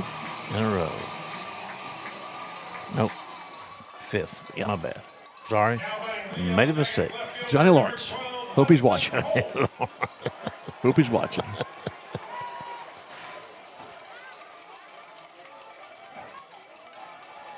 You know, Johnny's old and crusty like me, but he's got a trophy wife. Does he? Yes. That's good. Me I being think it's because he's a judge. probably. And let me just say, being a trophy husband, I know what his wife is going through. I wanted to ask you that, but I thought that it'd make you uncomfortable. No, I'm fine talking about it. It's a I mean, cross that I bear. You so much look like Matthew McConaughey. I know. And try to get through life with that. Here's Hudson Holt. That one's outside. We do have some Keller fans that are a fan of the broadcast. Really? Yeah. John Anthony loves the announcers. Hey, John. But go Keller. All right. We don't mind that. Britton Blank, not a fan of ours, but glad that it's on. Says, I'm glad somebody likes the announcers. Wow. So shout out to Britton. Here's the 1-0 pitch. There's a strike. Counting is up now 1-1. To Hudson Holt, who had the very unorthodox safe at first, then out because he turned towards the field instead of towards the dugout. You know, little mistakes like that can come back and haunt you. Right now is an opportunity to erase that mistake. Yes, it is. Good call. Got one out, 2 men on. It's a 1-1 count now to Holt. Oh, he reaches on that one. It's a slow chopper. High one back to the pitcher. Only plays at first, and a nice grab at first from Brown. Yeah, and that's Davenport even letting him know, man, nice grab, because that was offline. So the 1-3 put out will advance the runners. Rockwall now has runners in scoring position at second and third. And it's going to be Dylan Cheek, the future Razorback. It's an opportunity here. Nice base hit here, Coach. You cut that deficit in half. I feel good about Cheek being up right now. Yes, he's due. Yesterday, Dylan did get that first base hit that Rockwall got back in the 7th inning before as they broke up the no-hitter. That one's outside. Dylan bats from the right side. Shout out to Riley, Keller class of 2022. We're equal opportunity.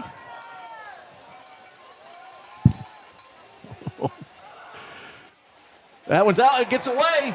And coming home and scoring the first run for the Jackets will be Case Cavan. Actually, it's Oviedo. Excuse me. He came in for Cavan. So Oviedo was a bit hesitant at first. He did not see where that was going, Coach, and why. It's blocked. Yeah, well, not that. It's that brick wall. Yeah. You could come right back to you. Yeah, and he had to make sure because we've seen it a couple times in this series where that ball comes right back to the catcher, and so Isaac had to be patient, saw it did not come right back to Sumrall, and Rockwall will get their first run and set it at 4-1. Now with a runner at third, and Cheek with a 2-0 count. Got the hitter's count.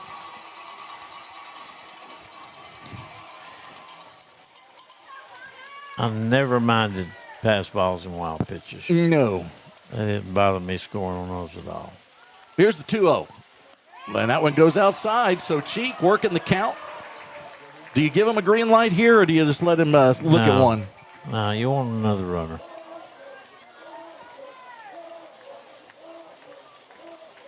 Cheek is the number 3 hitter on deck as your cleanup man. He's taken, and that's outside and low.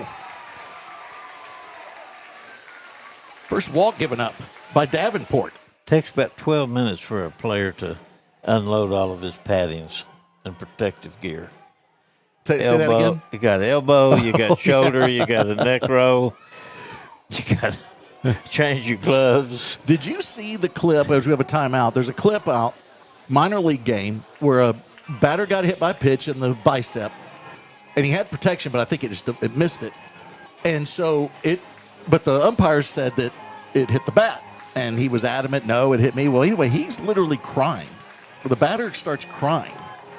And so when they finally tell him you got to get back in the box, he gets back in the box, swings, and strikes out. And that pitcher kind of lets him have it as he walks back to the dugout. And then the benches, or the dugouts cleared, and they had a little free for all there in the field. Tom Hanks says there's no crying in baseball. No, exactly. That's embarrassing. Yeah.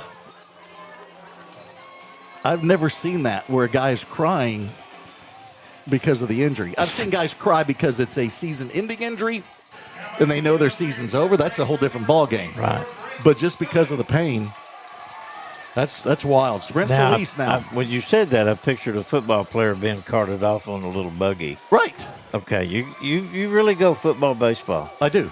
A lot. I do. You know what? I like to expand my horizons, Okay. Coach. Solis now at the plate, your cleanup hitter. Runners on the corners. Tying run, actually, at the plate, and that one's outside. It's a good guy to have there. 405 average in the playoffs. He singled back in the second. Rockwall's first hit of the game. Then you had the back-to-back hits from Cavan and Schaus He does here have in the a home third. run at home. Yep. Got to clear that 330 wall. It's Monster. it's the mini monster out there. Runners going from first, and he is a strike, and easily snagging second base is Cheek. So now, 2 runners in scoring position at second and third. And now Solis looking at a 1-1 count, 2 outs. Rockwall trying to claw back as they gave up 4 in the top of the inning. They've got 1 already back. In the bottom of the third, base hit, could score 2 more. Chopper right side, it has eyes. It gets into right field. 1 run will score. And they're going to send Schaus, and he will score. There you go.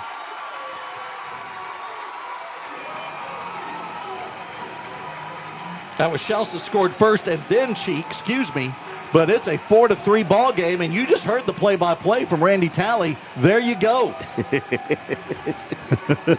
It's all you need to know. They have video. They're watching it. Okay, let me get. Cheek ran real fast from second base. Touched third and scored. So you're saying my job is not needed? No, it is needed. No, and you do a quality job of it. No, that's and fine. I've told you before, you're the best I know. That's okay. That's all right. Just like that minor league player, there might be a tear or 2 showing up. Here's Newbie. Now that Rockwall has cut that deficit to 1, see what AJ can do here. He's going to swing on the first pitch and pop it up. This is elevator shaft territory, Coach.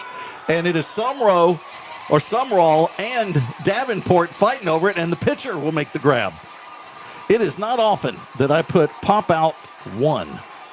Doesn't happen often. No, but Rockwall does get 3 runs in the inning to answer the 4 in the top of the inning. They get those 3 runs on 4 hits. 1 man left on base, and there were no errors in the inning. So we're going to take a timeout as we kind of gather ourselves and take a drink, hydrate, and get ready for the top of the 4th. It's Rockwall Yellowjackets playoff baseball on Rockwall ISD Sports Network.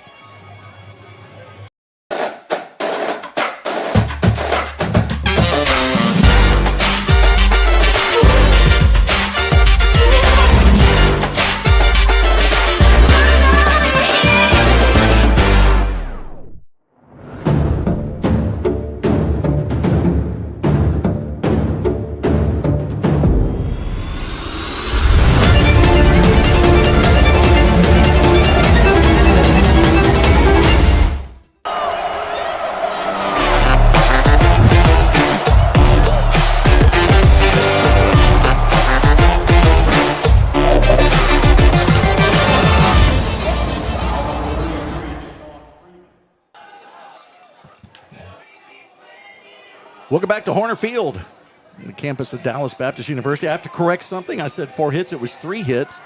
Because of the rarity of I put PO for pop-out. I had PO 1. I saw that 1, thought that was another single. That was a final out. So for those of y'all scoring at home, first of all, congratulations. But it is 3 hits that Rockwall got and those 3 runs that were plated. Now it's going to be the number 9 hitter starting this inning. Top of the 4th for Keller. It's Mason Brower. That wide open stance. It's not as wide this time, Coach. No. Kind of closed it up a little bit. Together. Yeah. That one misses inside. The first pitch was a strike, so the count now will go 1-1. To the Keller DH. He's hitting for Connor Davenport, who caught that pop-up to end the inning in the bottom of the 3rd. Fastball just misses. Our boy Callahan listening from home. Callahan was good to see him. He is so different than the last time I saw him. Little guy used to come by and want to just hang out and watch Jackets baseball. Now he's at Oklahoma State. I'm going to go change the world. Here's the 2-1. Fastball's high. Count goes 3-1. Didn't have a chance to talk to him too much. You know, the real estate mogul, Right. Stan Britton, was here, and I had to direct my attention towards him. He demanded it. 3-1. There's a strike. Barnes working that outside part of the plate. Gets the call there and sets the count now full. Tucker Willison is the young man hit with the ball in the Keller dugout. He's got ice on it now. He's fine. Good. Swing and a miss. Nice comeback there from Barnes to work back from the 3-1 count and get the strikeout. Does it seem like we've seen Cole Coninger a lot? He's up again. I know. It's crazy. That's 6 strikeouts for Barnes. Compared to the 1 base on balls, he did hit a batter. Actually, I have 2 walks for Barnes, excuse me.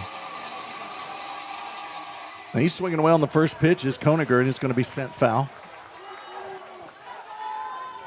So Tennessee's already been eliminated in the regionals. That's where he's going to be headed. He'll get over there and fix that. You know, they lost their, I'm forgetting his name, but the coach, he went to the majors that they had over at Tennessee. That's right. Dale could tell us. Yeah. Maybe. I don't know. Sometimes he doesn't like Tennessee. Well, I have a cool They have shot. to be winning. You're right. That's Dale. I have a cool shot of Dale and Mickey Mouse, but y'all wouldn't let me show it. So, got a timeout. It hurt his hand. Yeah, I think that went off his hand, and so this is an injury timeout now as they're wanting to look at him. Coach Strapp has that towel around his neck All the time. That's all the his, time. That's his go-to move. I like it. Bet he doesn't wear it in February. Well, maybe if it's a I would hot think he towel. would, yeah. Yeah, I would think he would. I'm surprised he's wearing it now. Let's catch up on a few people out there. Jerry Archer, the man. He said, finally got the game on his big TV. We looked better on his cell phone. Wow. Fat never dies, Damon Reed. Timbo Duncan in Japan. We forgot to mention that on air the other day. We got some Japanese text from Timbo last night.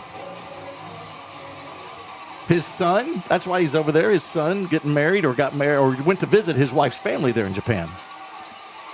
So shout out to Timbo. Your wife said there'll be no steak and lobster dinner for you tonight.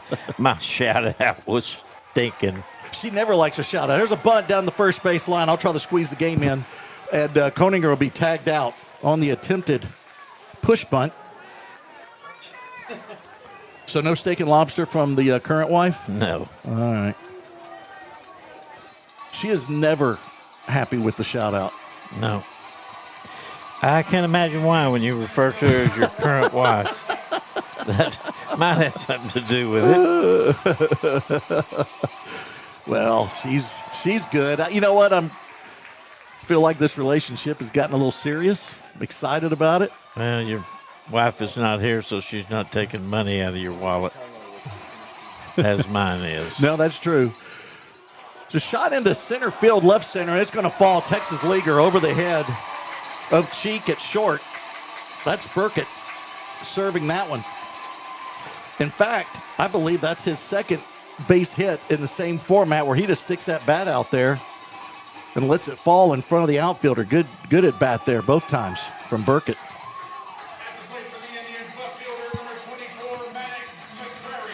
Oh, sorry.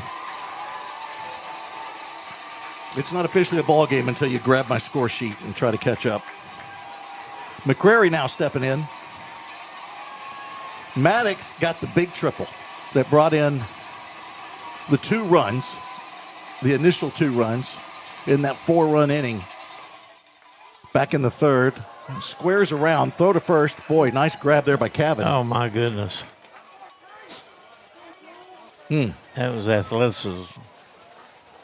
You want to try that word? Well, you try it. I'm fine with it. Athleticism. You're the one that's having problems.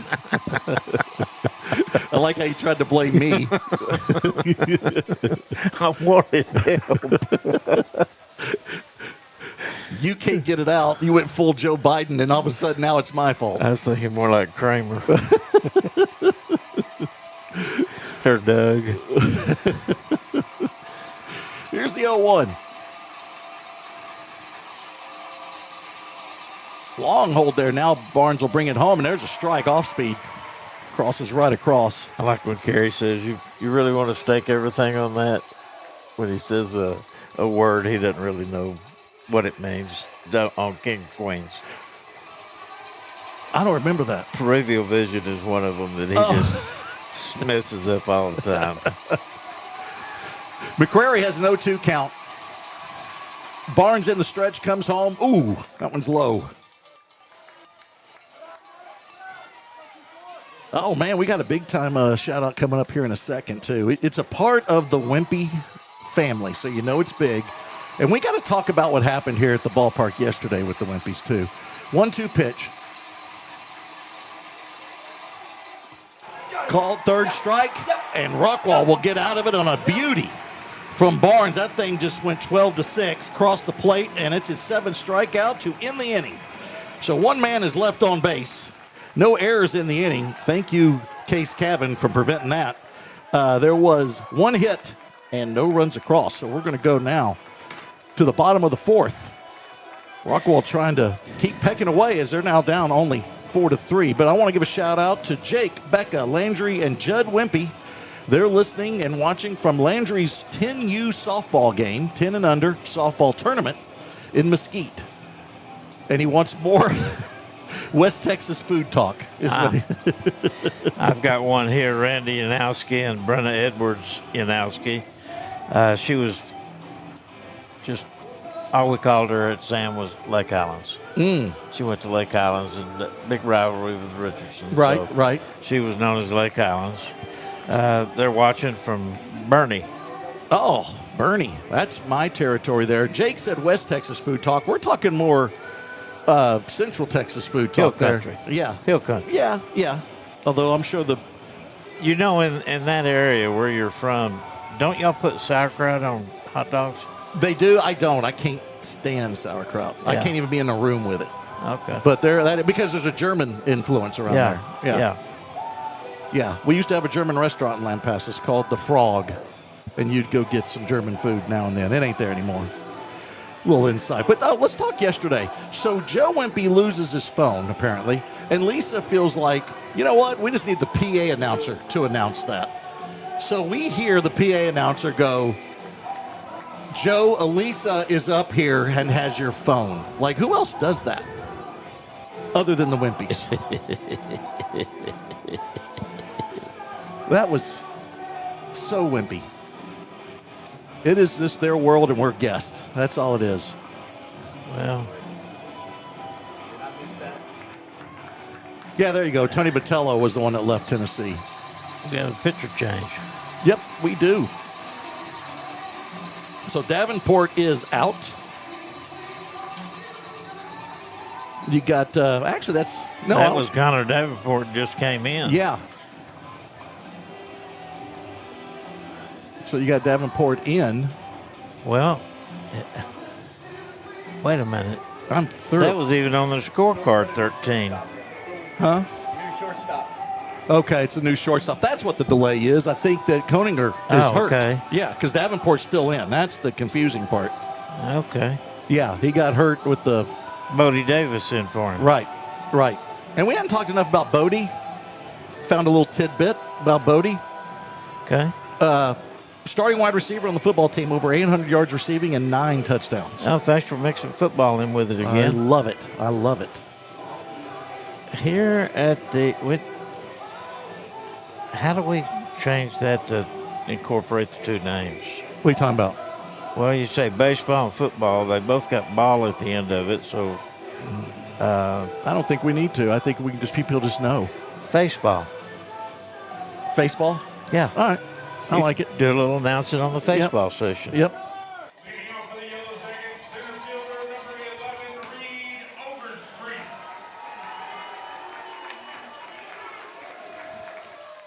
Susan Johnson. You remember I talked about Cash having the business, mowing business with Lance mowing. Johnson? Yeah, mowing. Yeah, J&Q.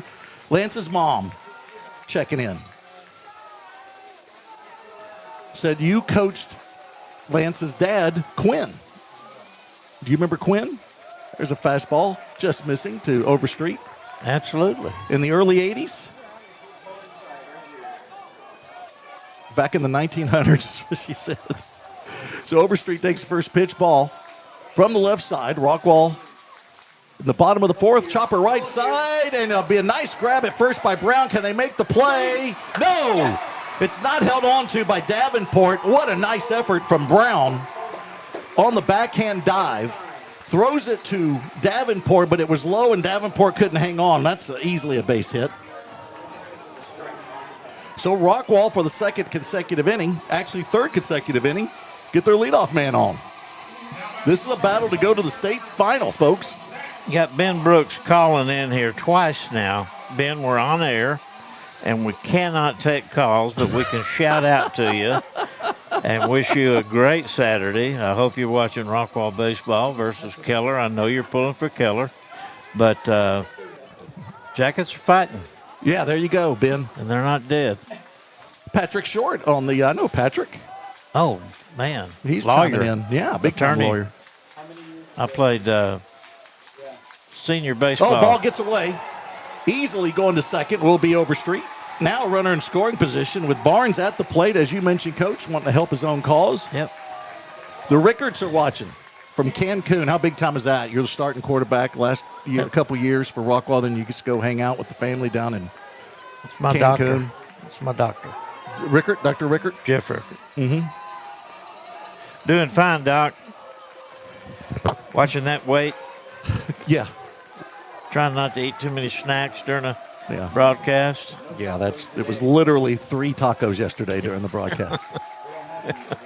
That's a balanced diet. There's Zach Barnes now with the 1-0 count. That one's outside. Count goes 2-0.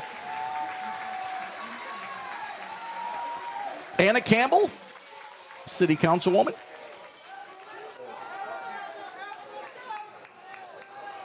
Chiming in. Kendall, the ticket box has not brought us any of the secret sauce yet.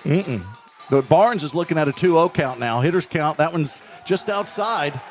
So Rockwall getting some momentum. That dugout has come alive. The Rockwall crowd has come alive. The student section going at it. And they are really trying to keep that momentum going. Ooh, Fran Webb. There's a square and bringing it back. It's ball 4. 4 pitches, 4 balls, and there's 2 men on now. They're going to get a runner for Barnes. Who's it going to be?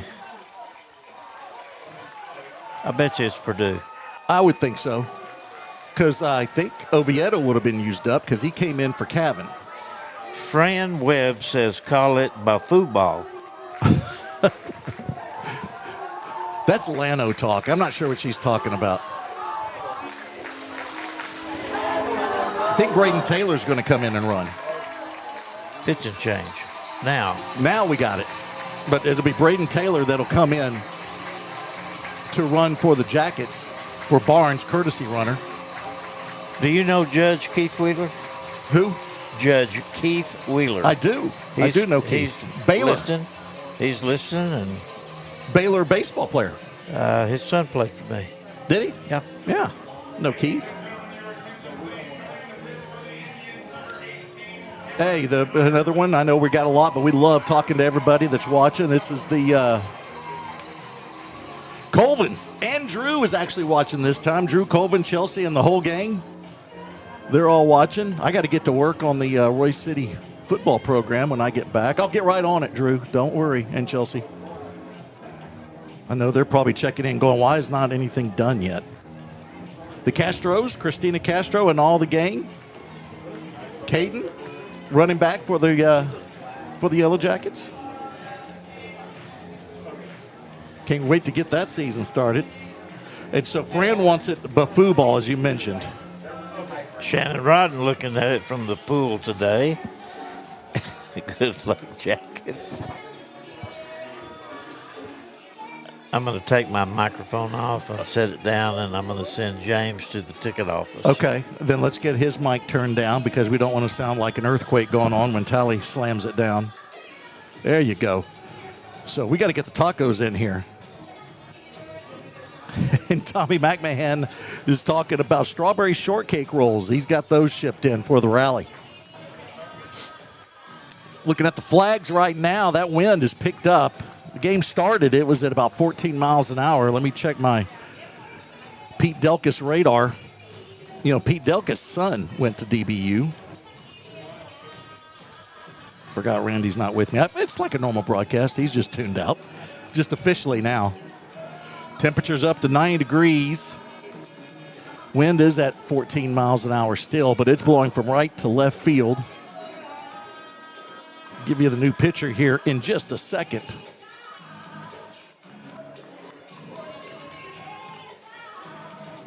For Keller, that's going to be Ireland. He pitched in game 1. Give you some numbers here on Ireland.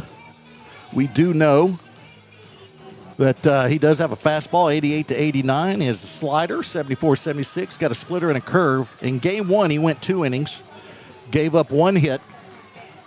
No runs came across, no walks, no strikeouts, only threw 25 pitches. There we go. How are you? Jenna Helmer's here. You didn't even tell me that. Oh, turn Tally back on. He's getting upset. There you go. You're back. Let's get the tacos unwrapped on the microphone. Here's Kevin. Just can't please you. No, you can't. Oh, my gosh. That's why Autumn doesn't like her. This is the curveball. Oh, wow. The We got fries. change-up. Yeah, I like it. Here's Kevin now. 2 men on, no outs, showing bunt. He's our bunt connoisseur, but that one's fouled off. Back on probation. Kevin did have a single to start that 2-run or 3-run inning back in the 3rd.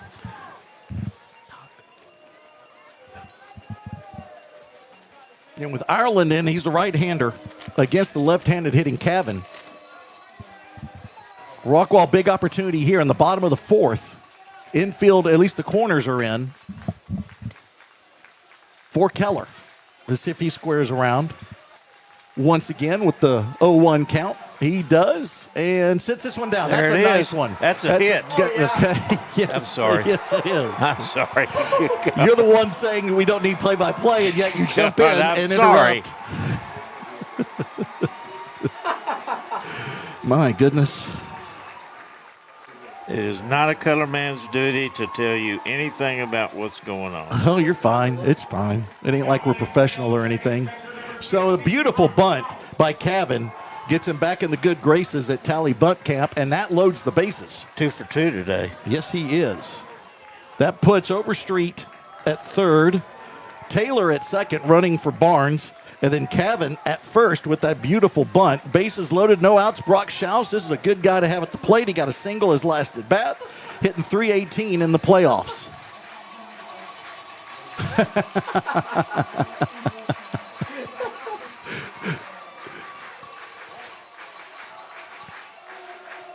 First pitch to Schaus. Fouls this one straight back. So far, the post of the day is Laura Garcia. I wish my husband looked at me the way Coach Tally looked at that bag of Jack in the Box. That's rude. Dude, it's true. Cameron, Ireland, going to Trinity. 88-89 fastball, slider 74 to 76. You probably already told everybody this. Well, let's go ahead and do it again. Don't need to be a part of the broadcast and listen. I make interesting comments. When they come, Sometimes I a won't second know. time. There you go. Now, here's the ironic thing. Ireland is going to Trinity, and I educated you on Trinity yesterday. Not even the same. No. Well, it is, because I think that is the reason that school is called Trinity. Oh, you sure don't mind eating those fries, do you? Nope. They're easy. Is that from Kendall? Yes. Kendall Martin, thank you so much. The tacos and the fries are here. The fries is a nice touch. It is. That's a nice little touch, little addition there. So it's an 0-1 count now on the timeout on the field. So we can have taco and fry talk. Still Now no outs. Brock Schaus at the plate. 0-1 count.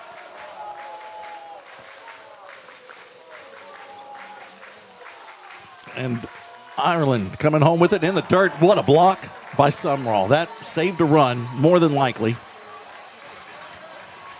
An important run. Mm-hmm. I'll give you some numbers once this inning is over for Davenport's day, because that's his property at second and third. Setting up outside is Sumrall behind the plate. 1-1 pitch. Swing and a miss. Maybe got a piece of it, did Schaus. But that is strike number 2, and the count goes 1-2. Right now, if you're a Jacket fan, you have no outs, bases loaded. Let's just get this thing into the outfield, a slow grounder. Dying Quail. Even a double play would tie it. Texas Leaguer. Texas Leaguer. But double play not at home, of course. Because there is a force at every bag because of the bases being loaded. Swing and a miss from Schaus, and there's the first out of the inning as Ireland comes in and gets that important strikeout. So here we are. He was fooled on that pitch. Rockwall has put on their Sunday best. We got them all loaded. Now we just need to go to church. Let's go to church, boys. He just might bunt Ursary. I was going to ask you that. Ursary's struggling at the plate last couple games, and a bunt does a great job of getting you out of it. We saw Koninger do it yesterday. 5 Ks in a row. He's ready to put the ball in play.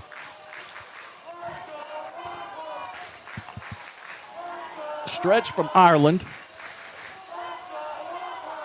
Keeps checking that runner at second. Now timeout at the plate as he hung out there for a while on the mound. Yeah. He's trying to get a little look down that third baseline. Infield, or at least third base is in. This is why you go from the stretch, by the way. Yes. Drive, right field. Turned on it. Leslie going over to the line. He'll make the grab. Tagging at third and coming home is Overstreet, and we are tied 4-all. RBI sac fly from Jake Ursary. Good job, Jake. Thought that one had a chance to do even more damage once it left his bat. I did too. But we'll take it.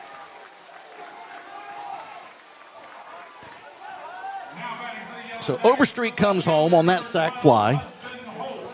That was Taylor tagging up from second, going to third. Staying at first is Cavan. And now Hudson Holt at the plate. Rockwall trying to get the lead now with 2 outs. They have knotted this up at 4. Keller got 4 runs in the top of the third. Rockwall got 3 in the bottom of the third, and now have added another here in the bottom of the fourth. It's Ireland that's in now for Davenport, the starter.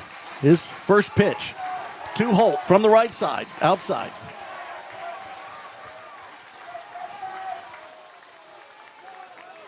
This is when you want the captain up. Yes, you do. You couldn't have gone over there and picked one yourself any better than this. Holt now with the 1-0 count from the right side against the right-handed Ireland. On deck is Dylan Cheek. He's the one that got that base on balls and came around the score back in the third. Holt now officially 0 for 2. Here's the 1-0. It's outside. 2-0. Hitters count now with runners on the corners. Holt had the weird look like it was going to be an error just on the first baseman, not holding on to the throw. But Holt turned in instead of out after he crossed the bag, and they tagged him. Any movement toward first base constitutes a second base constitutes trying to go to second base on the error. 2-0 count. Off speed, catches that outside black, and the count will go to 2-1 now to the Rockwall left fielder and ace. We saw him in game 1 get the win over Keller.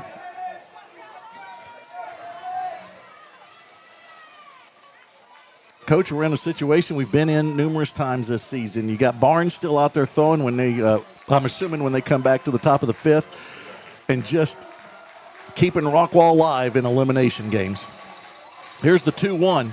Runners going. Shot back up the middle. It's going to Segura at second. He'll go towards the bag. The ball is dropped. Run scores. Rockwall takes the lead. 6-7. 6-7. Exactly. So Holt is safe. I think you have to go E3. E3, or is it E4? That was a low throw. Well, that's true. E4. Yeah, I'm going to go E4 on that one. But coming in to score is Barnes because of the bobble at first from Brown. Cavan goes to second. Holt's at first, and Rockwall takes a 5-4 lead. Now batting for the Yellowjackets, the shortstop, number 6, Dylan Cheek. They got 3 in the third. Now they have 2 in the fourth, and Dylan Cheek at the plate. 1 runner in scoring position. 2 men on for the Jackets. That JFND is just coming alive again. They're not going to get them to lay down.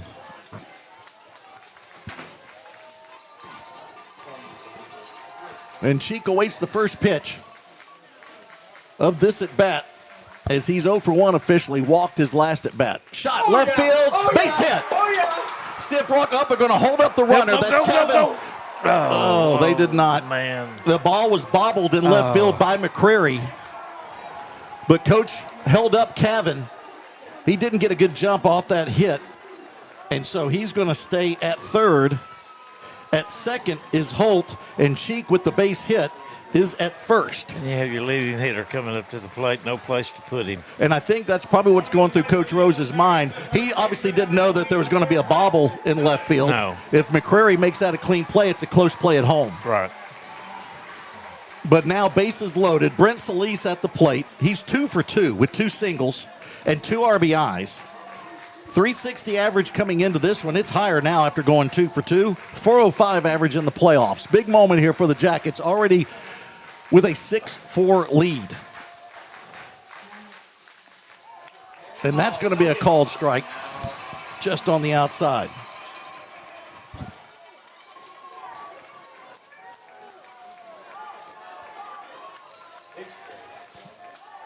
I think it should be 5-4, right? I know. It should be 5-4. They got 6 on the board. And that's what confused me there. Here's Solis now with the 0-1 count. Off speed, just misses. No! Holy cow. Holy cow. This is ridiculous. And that was a late strike call, too. Yeah. That's tough. So if you're seeing the scoreboard, it's not right. It's a 5-4 lead for Rockwall. I'm assuming the scoreboard operator assumed that Cavan came around. He did not. But it's an 0-2 count now here to Solis. He's got to protect the plate with the bases loaded. Rockwall trying to add to that 1-run lead. Fastball drive, right center field. Going over his Burkett in center field. He's going to call off the right fielder, Leslie, and make the grab. But not before Rockwall gets the 2 runs on 3 hits. There was a big error that kept things going. And 3 men left on base, But the good news is your Rockwall Yellowjackets have a 5-4 lead going to the top of the 5th inning. So it's getting late here at Dallas Baptist. Let's take a timeout. We're going to gather ourselves and be back for the top of the 5th.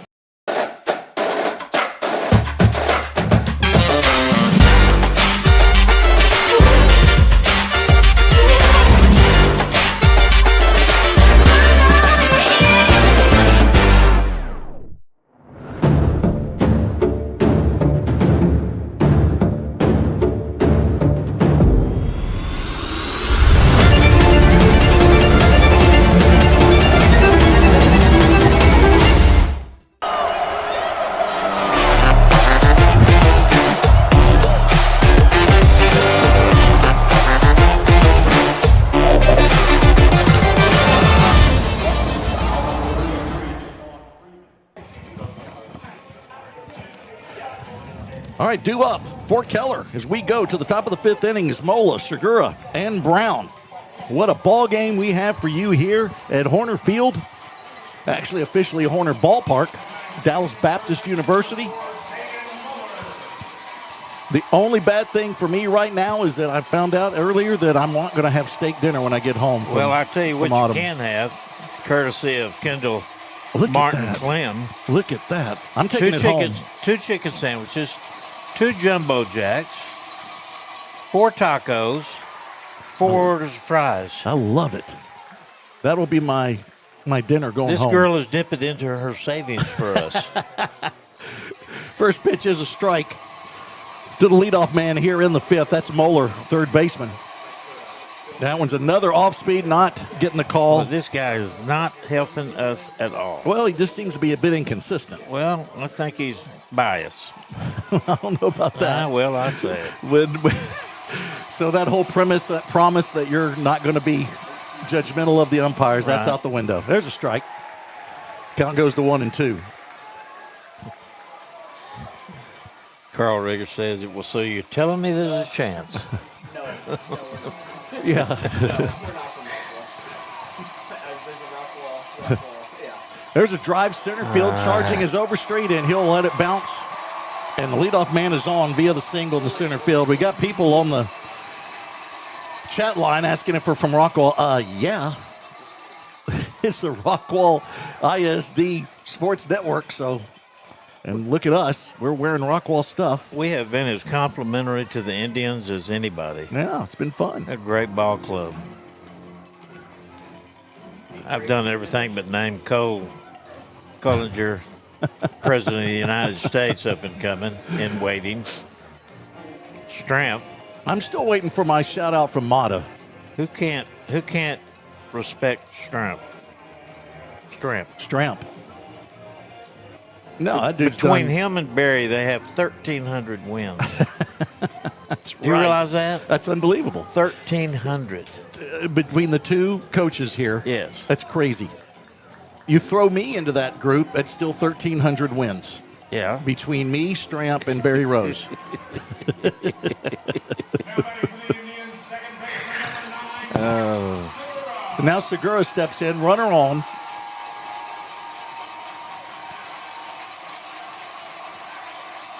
As Moeller had the base hit. Start the inning here in the top of the 5th. There's a strike. Start this at bat. Scoreboard's having issues. Says 2 strikes. Right, there Now we they gotta go. start Now he's over. done it. Yeah. Put the ball up there. That's a strike. Yep. Now count goes 0-2. One was a ball. First pitch. I think they called it a strike. Okay. Yeah, it was a strike. Okay. It's 0-2. Throw over to first. A little closer than we thought, but back in time is Moeller.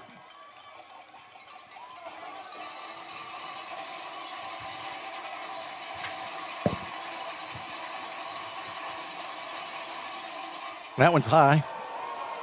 That'll set the count now 1-2.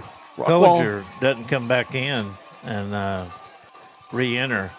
That sure makes the top part of that lineup Yeah. a little bit easier. A lot different. I can't imagine he's coming back in. Can he after they pull him? Yeah. Starting. Come back in one time. Okay. It's a 1-2 count. And maybe that's the plan if they're giving him some treatment. Well, he got ice on his hand. Mm-hmm. Do know that. Pistol Pete.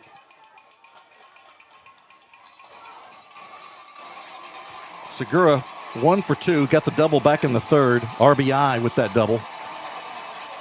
He's going to drive this one to left field. Stays in play. Holt will come in, make the call, and there's a can of corn for the Rockwall left fielder. First out of the inning for Rockwall. Runner stays at first. That's Moeller, who led off the inning with a single. You get that 5th, 6th, and 7th inning. Every first out of an inning is so important. And here's Logan Brown. Never has he come to the plate without runners on of some way. They have set the table for Logan. They sure have. He is 1 for 2. Struck out swinging in the 2nd, but had a single back in the 3rd.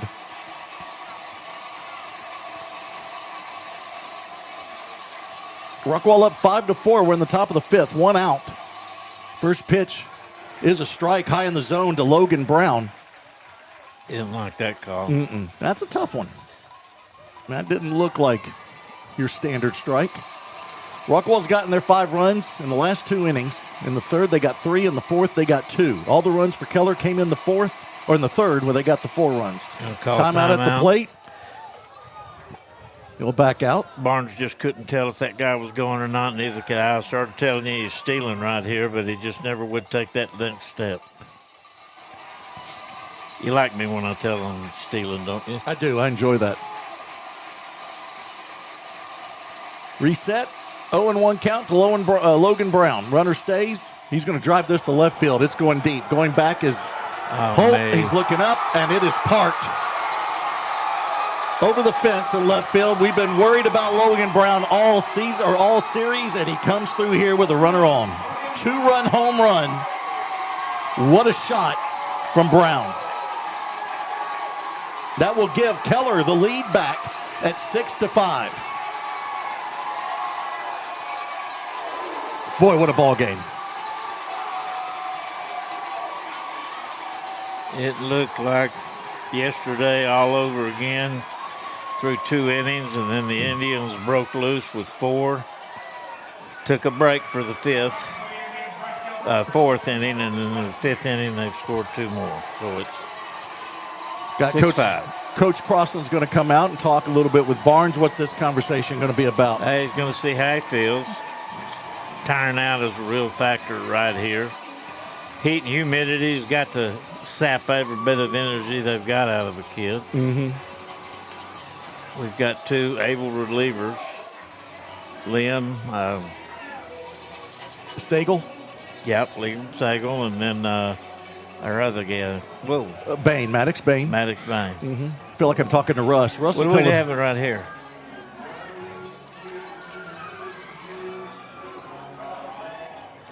You got Limerick maybe going out into the field. Yeah, Limerick probably going to center.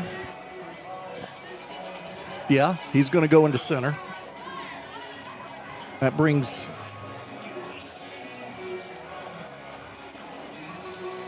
Limerick is your defense. You know, is your prime defensive player when you put him out there in the outfield for defensive purposes here late in the game. Right. Overstreet's coming out. And it looks like it may be Overstreet on the mound. So this is a shock. It is. Only 8 innings so far under Overstreet's belt this season. He has a 13.13 ERA. But there must be something there. Coach Rose likes about putting Reed on the bump. Reed could have been pitching in those inter-squad games I've been talking about. That's true. Coach Crossland just finished a one-sided conversation with Reed. So Barnes will come out. Let's see if Barnes goes into the field. He will. I think Barnes will probably go to first.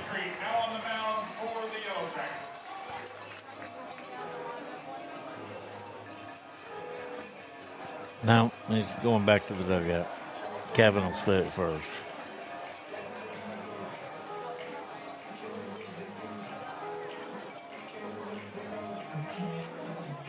All right. So Kevin stays at first. You got Solis at third. And the infield will stay the same. Cheek at short, Newby at second. Overstreet on the mound. Limerick in center in place of Overstreet as he comes in to pitch. And it's a left-handed pitcher. That's obviously something to do with it here, bringing in Overstreet. But you have a right-handed hitter stepping in the form of Leslie. Fastball was 85. His breaking ball 74. Another off-speed pitch. You can bet those Indians are keeping an eye on that scoreboard right now, the radar gun. There's a 68. That was a change. 69. Give you some numbers here on Barnes. Went 4 1/3 innings, gave up 8 hits, 6 runs, all of them earned. 2 walks, 7 strikeouts. Leslie be the first person he faces with 1 out, but it's the 2-run bomb that's made all these changes from Coach Rose from Logan Brown. That's his first home run for Logan in the playoffs. Future Houston Cougar. First pitch from Overstreet is a strike. Only 8 innings under Overstreet's belt on the mound.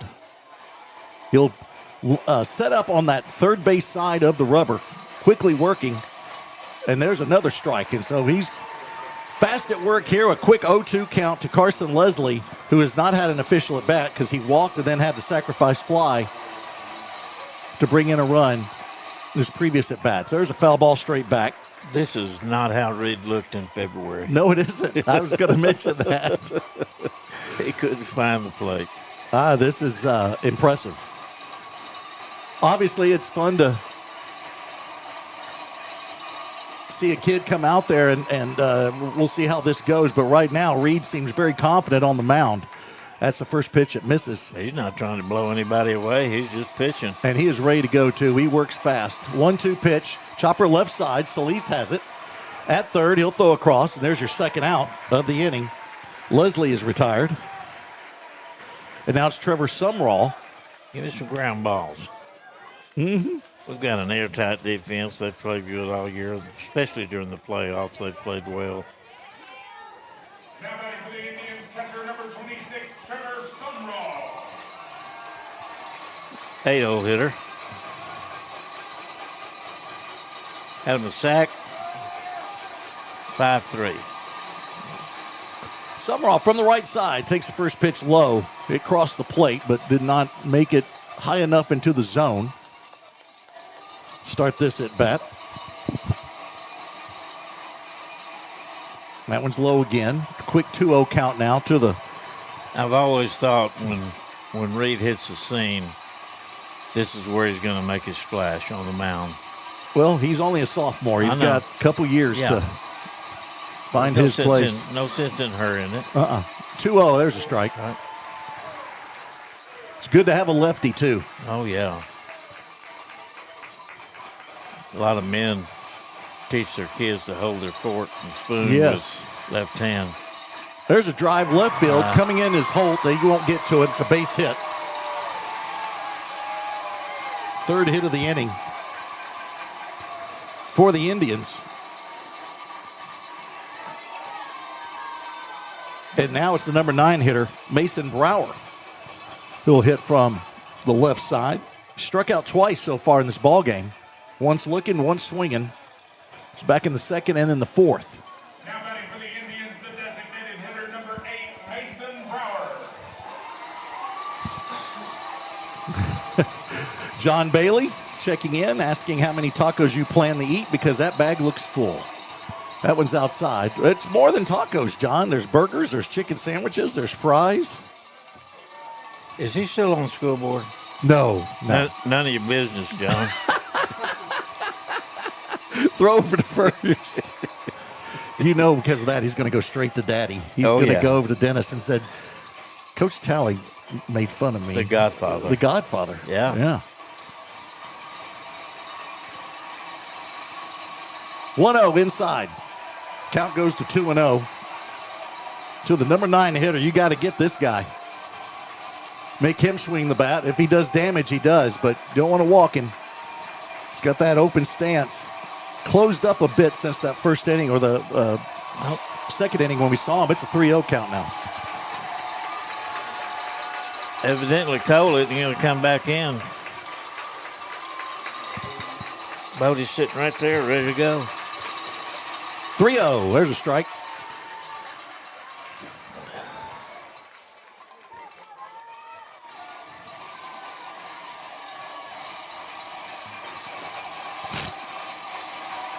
Here's the 3-1. There's another strike. Oh. Mason thought he had the ball 4, started his walk, and now he's looking at a full count. As Overstreet works back from that 3-0 count, it's full, 2 outs. Here's the payoff. Called third strike, and there's the inning. Good job, Reed Overstreet.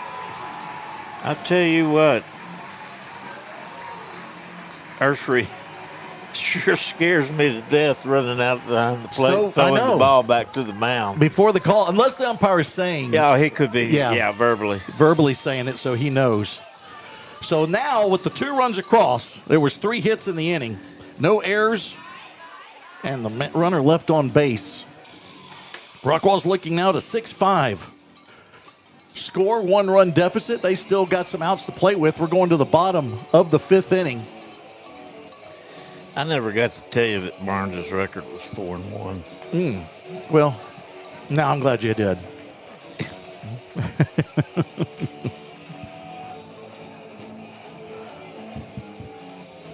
It's going to be Newby up for the Jackets. Newby, Overstreet, and Barnes. That's your 5, 6, and 7 hitters.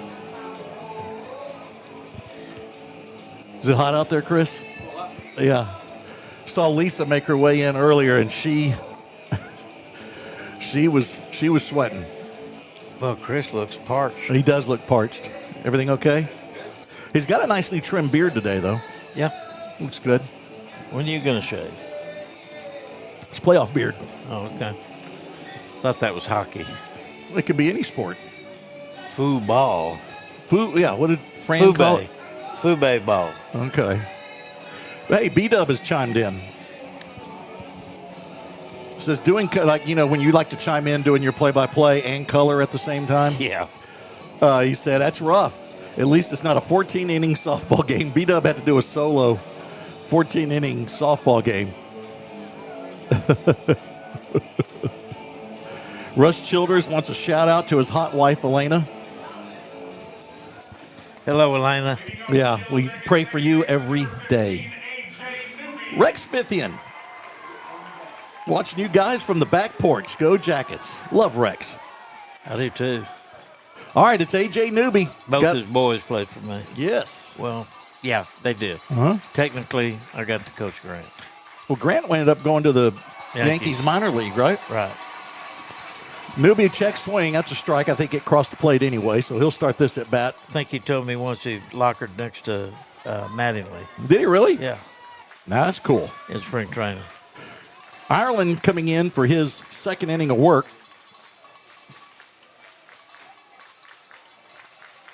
All these kids are big over at Keller. Yeah. He's sitting there looking at Growing Ireland. big. That one's just outside. The count evens up now 1-1 to the Rockwall, On second baseman. On uniform day, they show up and get in line and they go, no, you're not going to fit in one of these unis. You can go on back. Going to have a quick convo on the mound between Sumrall and Ireland. We do have one, the Bat Boy War, so we'll take one little kid. You're playing second base, by the way. Speaking of the Bat Boys, shout out to Jack Seed and Thunder Dvorak. Give them some pub. They've been working hard all season. Yeah. That's the job that nobody notices sometimes. Getting everything clear. There's a strike on the outside corner. Count goes to 1-2. Rockwall trying to rally again. They rallied from a 4-run deficit to take a 5-4 lead. There we go. There's Thunder's. And then Jack's little promos. Off speed, shot to the right side. Foul. Count will stay at 1-2. Newby to today struck out looking and then popped up to the pitcher back in the third. Have not seen that all season. We're seeing everything now. Yep. It's a good time to be alive. Great crowd here on a Saturday afternoon. We know there's a ton of families that you got the kids' activities on a Saturday afternoon in the spring. Right. So we want to thank you all for tuning in while you're doing all that. Called third strike outside corner. Second strikeout looking for Newby today. Second strikeout of the game for Ireland. Now here's Reed Overstreet. Reed is 1 for 2. Came around to score back in the fourth when he got a single. I'm so excited. I know we're still this season, of course, and wanting to win this state championship, but as you look ahead and you got kids like Reed Overstreet and Barnes and Holt that'll be back next year. Very promising for the Jackets. A lot of good names. First pitch, it's a bender, misses inside. That was at 77 miles an hour. That was more of a slider. Reed will start this at bat with the 1-0 count from the left side against the right-handed Ireland. Fastball drive, right field. Let's see if it stays fair. It does not. Goes just foul. You can almost tell how the right fielder's going after it if it's going to be fair or not. Overstreet now evens that count with that foul ball 1-1. 1 out. We're in the bottom of the 5th. Billy Quinton, Randy Talley, J-Mo Starrett, Chris Curtis, Lisa Trammell, Owen Honeycutt. We're all bringing it to you. Love being here. Long pause on the mound from Ireland, and now finally Overstreet will call a timeout in the box. I was impressed by you rattling off all 5 of those names just then. 6. Really? That's it. Yeah. That's what impresses you. Well, I mean, They're all here. never mind. That one is low, and the count goes 2-1. There's a question here. When's the last time either team went to the state finals? Rockwall was 2005, and I believe that Keller was 2021 when they were defeated by the Heath Hawks. Rockwall Heath Hawks. 2-1. That one's high. Count goes 3-1. Good at bat so far for Overstreet.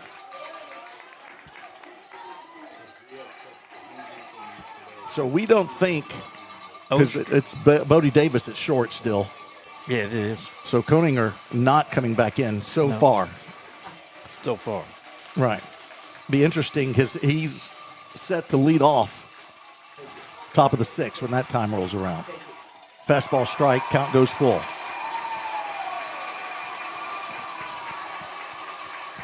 Overstreet, quick conversation with the home plate umpire.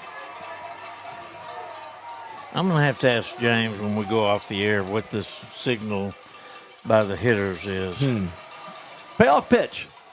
That one's fouled off, left side. Let's see if it's, nope, it's going to get out of play. You know, it was James that was with you when you ordered pizza on the air. That was back at Baylor. Right. Yeah. That was the playoff against. Who were you playing? Woodlands? Yeah. Overstreet having a good at bat. That slightly open stance from the left side. Payoff pitch once again from Ireland. Swing and a miss. Low and inside. Got Overstreet to chase. Back-to-back strikeouts. 3rd strikeout of the game for Ireland. Be 2 outs now in Zach Barnes. Won't be Barnes. Stepping it'll in. be Limerick. Oh, no. No, this will be Barnes. Barnes is Rio Henry. Mm-hmm. Now they're going to have to put another center fielder out there. Right. I bet you they got guys that can move around. So you probably think possibly I know that Zolly has played in the outfield. I wonder if Zolly would. But no, he can't come back in. He's already been bench runner. Yeah. I don't know. It'd be interesting. Now batting for the Yellowjackets, number 22, Zach Barnes. So Barnes will step in. 0 for 1 on the evening, afternoon, however you want to call it. He did walk and came around to score back in the 4th. Struck out swinging back in the 2nd. First time that he's faced Ireland. And he'll send a grounder left side. Nice stab at 3rd by Moeller as he'll cut it off and throw high. So the error, and then Barnes turns towards 2nd and quickly gets back to 1st. He missed it. Did he miss the bag? Yeah. So another error for Keller. E5. Keeps this inning alive for the Jackets. Gives Case Cavan an opportunity.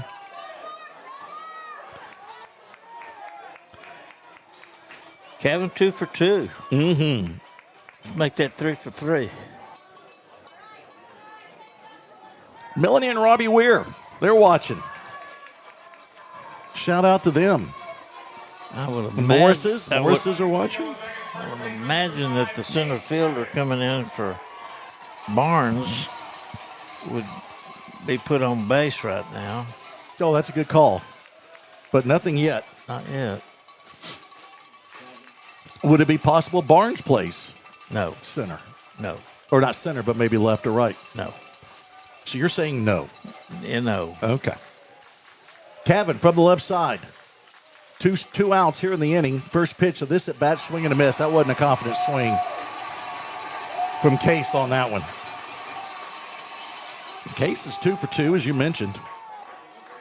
Came around to score back in the third, was stranded at third when he was not waved home on the base hit by Cheek. 2 outs. Throw over to first. Barnes back. Not the most beautiful of dive backs. That one will not go in the Hall of Fame video highlights. There you go. That's how you describe that. What? There you go. There you go. You did get a compliment on your play-by-play. Yeah? On the there you go. Yeah, on the captions there, on the comments. There's a ball just missing outside. Who's the commenter? Oh, I don't know. It was way back before. They keep scrolling. Oh, you just happened to miss that. Yeah, I did. Pretty work. Mm-hmm.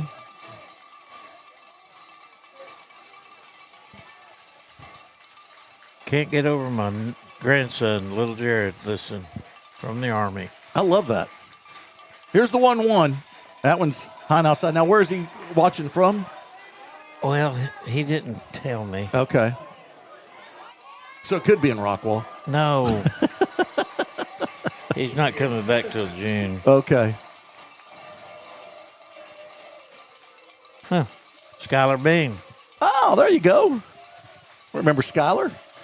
2-1 pitch to Cavan. That one's high. Count goes to 3-1. On deck is Brock Schaus. Me and the kids are watching. Love that. Skylar played for Coach Payne. Mm-hmm. Mm-hmm. The Bean brothers. Yeah.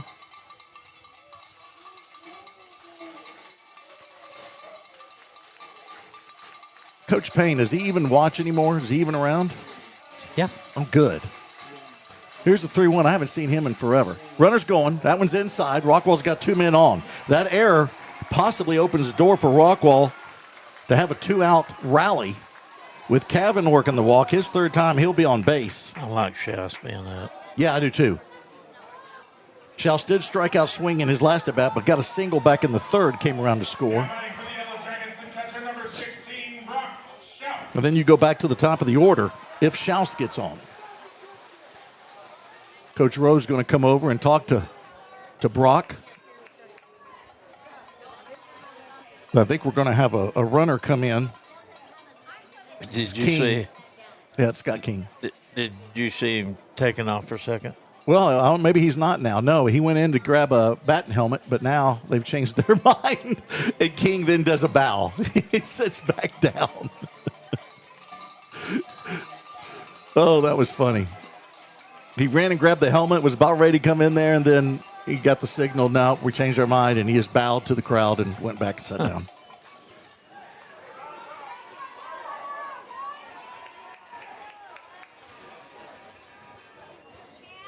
You know, after OMS, we had WTLG What's that? win the last game. And Cade Baxter just sent in his picture of it. His wife is wearing it. Oh, great. She decided to wear that instead of the OMS shirt that my wife is supporting. Mm-hmm. Barnes is still running. Yep. 2 outs. Schaus at the plate, and he'll call timeout. Ireland does take his time there on the mound, and after a while, the batter just can't stand there. No, you got every right in the world to call time. Mm-hmm. And there's nothing wrong with what Ireland's doing either. No, not at all. He's got to decide whether he's going to make a pick, go a pitch. Ireland's at the belt in the stretch. First pitch here to Schaus. That one's high and outside. Billy Quinton, Randy Talley, J-Mo Stark, Chris Curtis, Owen Honeycutt, and Lisa Tremmel's out there. Yeah, I see Lisa. The photog. And now Rose. Now King comes out. Maybe. Yeah, he gets the official. Okay. King from Barnes. No? And he's in for Cavan. Oh, Barnes is going to first. No, at first over there is King. When they come out defensively. Oh, okay. Yeah, good call. Yeah, that's his home. That's his comfortable position anyway. So Limerick is burnt. So now Schaus, after all the shuffling, is looking at a 1-0 count, 2 outs, but Rockwall trying to get a 2-out rally. Continued here, down 1. That one's a strike. Count leaving up now at 1 to the Rockwall right fielder. Schaus has really had a good season, especially in the playoffs. He's surged late in the year.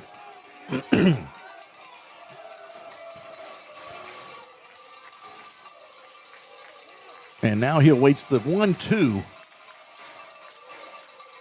from Ireland as he checks the runner.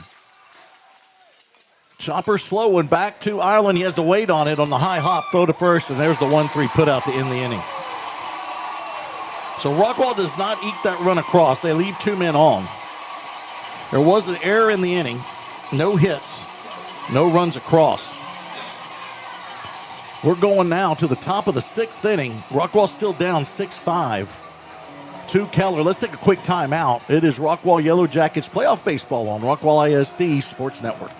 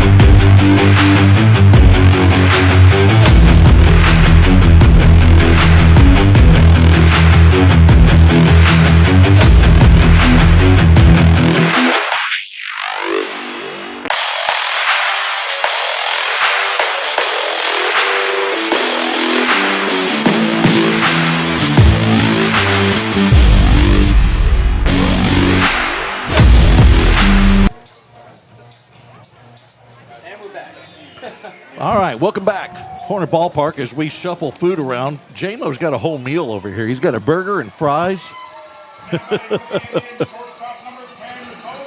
And it's Bodie Davis now who will be hitting for Cole Koninger. This is something, I hope it's not too serious for Koninger if Keller advances, because obviously they got a pretty big ball game if they advance. There's a strike to start this at bat for Davis. This is his first at bat of the ball game.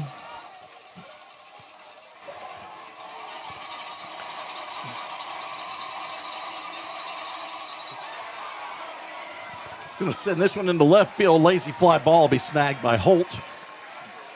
Oh, wait, who? No, it is King. King. Scott King's in left field, so I think Holt's in center now, right? Holt's in center. Mm-hmm. Now batting for the Indians, center fielder number 1, Brock Burkett. So Brock Burkett now will step in after the fly out from Davis. Brock, pretty good day. 2 for 3. He scored back in the 3rd.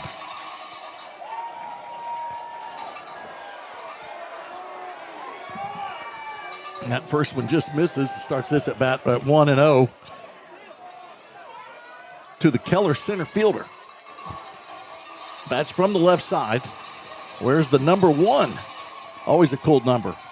Ursary can't hang on to that one. That's outside. Outside, and the count goes to 2-0. You know, some coaches order a set of uniforms with either the number 1 and the number 13. Right. You were 13, weren't you? I never wore 13. Oh. I was 21 and 88 in football. Shout out to Kent Barnett. Love that he's tuning in. Playoff beard, hashtag playoff beard. Kent's got one way better than mine. That one's inside, and the count goes 3-1. He's trying to get ready for a role of ZZ Top's documentary. Saw him at Choctaw. Did you really? Out of the pool. 3-1 pitch inside, and the walk. We'll send Burkett to first. So was he at a Duck Dynasty rally? Was that what he was doing there at Choctaw? No, with a bunch of people. Was he really? Yeah, I didn't know a lot of people liked Kent. That's weird. family. Oh, the family. They have Yeah. to be with him. Yeah. It's required. Are you tired of these cowbells yet? Oh, yeah, I've been there for a while. Okay, I just noticed them. Shout out to the Elams. Brad, Kathleen. There are dinner companions now and then. We like to hit old Napoli's over there off Goliad and enjoy a little Italian delicacy. This is McCrary at the plate now. Starts this at bat 0-1 with the first pitch strike. That one's going to be low and inside. Good block by Ursery. Keep that one in front of him. And Oh, my grandson is at Fort Lee, Virginia. there you go. All right.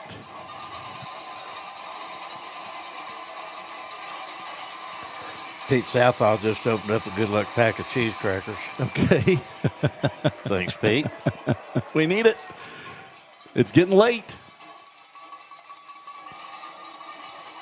Yeah, I'm going to hear these cowbells in my sleep tonight. You'll be sleeping like a baby. You've been bragging about your sleep. Oh, man. 1-1. Runner's going. Fouled off left side. It's going to get out of play.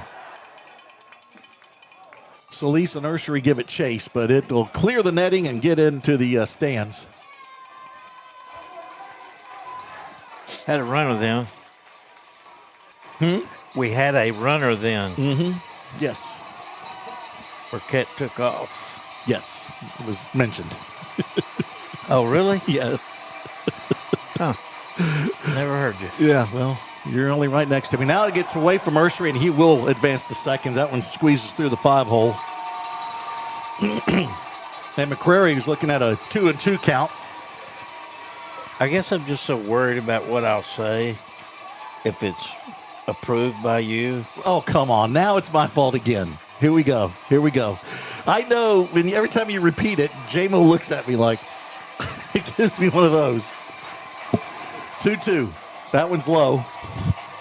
Count will go full. Approved by me.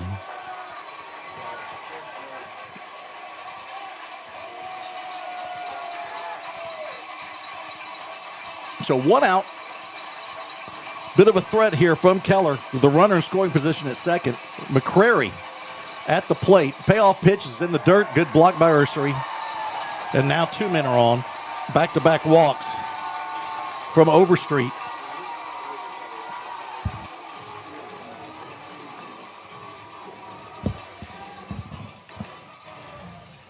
And it's cool that we have these comment sections there in the YouTube, but we got to keep it clean. It seems to be getting a little out of hand. That's what I understand. Were they getting That's what J-Mo's telling me. raucous? Yeah, raucous. Raucous. Raucous? Out of line?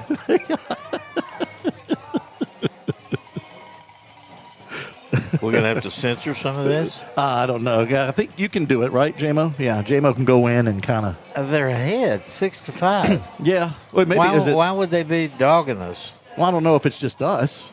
It could be others. Could be both sides. I don't know. But I just know that it's gotten a bit out of hand, and so I was given the word to. I would think we'd get a Rockwall fan mad that we're talking so good about Keller. Oh, you know this as a broadcaster. You're not going to win, no matter which side you go to. Like being an umpire. Yeah, you are never going to please everybody. So you just do your thing and wave to everybody. Jaden Moeller now stepping in. 1 out. Rockwall really needs to stop the bleeding here and not allow Keller to get any more runs. First pitch is a strike after the visit to the mound. Overstreet sends a fastball in the outside corner at 88 miles an hour. He had back-to-back walks after getting the fly out. So that's why you got the 2 men on. That's Burkett and McCrary for Keller. Moeller from the right side awaits the 0-1 pitch. Chopper left side could be 2. Solis has 1. He goes to second for 1. Throw to first. Not in time. The throw was a bit off as Solis threw it to Ursery at second. He had to reach for it. He couldn't get his feet under him to throw it, and the throw was late. But they do get the crucial out at second. Now batting for Keller, second baseman That sends number 9, Burkett Max to third. Sciarra. McCrary is out. And that fielder's choice will officially be a 5-4 with Moeller at first. So runners are now on the corners, but 2 outs. And your number 5 hitter, Segura, at the plate, who's 1 for 3. Had a double and RBI back in the third. Runner's going, and he's going to try to get hung up to allow that run to come home. He's coming home. Throw home is not in time because the ball gets away from Ursery. That means the 7th run comes across, and they'll throw out Moeller trying to get to second, but the run does count. Coming home is Burkett on the attempted double steal. It was a good play as on purpose Moeller got hung up between first and second. That allowed Burkett to come home and get the 7th run and a 2-run lead now over Rockwall. Eventually, Moeller is thrown out on a caught stealing. And so it'll be Segura that will be at the plate when we go to the top of the 7th. But that will do it in the inning. 1 run does come across. No hits in the inning. No errors. And nobody left on base. We're going to go to the bottom of the 6th. And it is Rockwall Yellowjackets playoff baseball on RockwallISD.com. Rockwall ISD Sports Network. I'm so used to the old days. You signing off? No, I'm not signing off. We're going to stay. It's a pretty good ball game. Let's go ahead and take a timeout.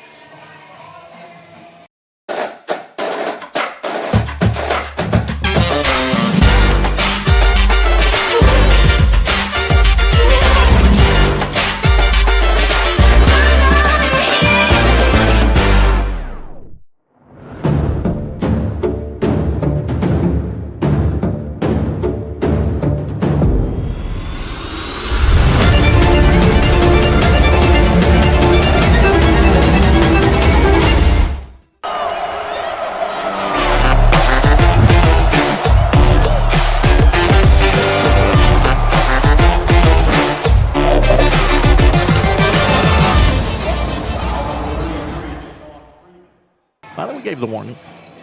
Welcome back to Horner Ballpark here, Dallas Baptist University. Billy Quinton along with Randy Talley, J-Mo Starrett. He's our producer, and he's the screener of all the comments over there on YouTube. Let's keep it clean, folks. It's a school broadcast.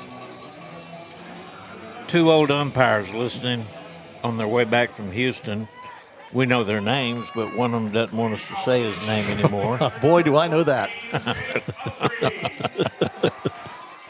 I do want to give a shout out, even though they said they didn't need one, but Joe and Stephanie Joyce are watching. They're not in Rockwall anymore, but they love tuning in to the Rockwall broadcast still, and we miss y'all.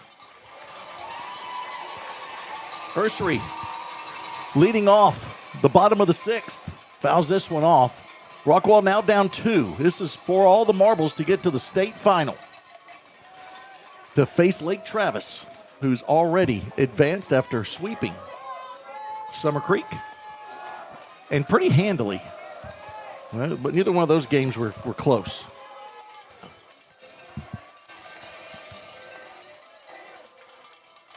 Here's the 0-1. Ursery will take a pitch high and outside. Guess you could hear that. Yes. Yeah, all of America heard that. Keep forgetting we're on the internet. I know. It's only been 15 years. There's a swing and a miss, and the count goes to 1-2. So Ursery, for y'all wondering, that is the next bag being opened. If checking out the sound. I'm trying to put this last bag of fries with these tacos. Swing and a miss from Ursery. Y'all can tell the priority going on here in the booth. So another strikeout for Jake. That's 3 today for Jake. He does have a sac fly in the middle of that, brought in a run and an RBI. 4th strikeout for Ireland since he's coming to the game. Okay, everything good over there? Yeah. Okay. Cleaning up. All right. Well, everybody knows. Holt now stepping in. Got to get some Get some guys on base. Or a couple bombs wouldn't hurt. Gotta have some action. Because Hudson does have 4 home runs on the season. Takes first pitch outside. Count goes to 1-0. Fastball. That does catch the zone, and he'll even up the count at 1-1. It is so nice being here at DBU. I feel like it's our home away from home now. We've been here. This will be the ballpark that we've been to the second most this season. That one's outside and in the dirt. Was our own the most? Yeah. Good. Yeah, good guess. We could get ours as cool as it is in here right now. I'd really like it, but You think it's cool in here? yeah. Oh, I don't. I'm sweating. Maybe it's because of the ball game. That's a strike. Now the count evens up 2-2 to the Rockwall Jr., who's now moved to center field.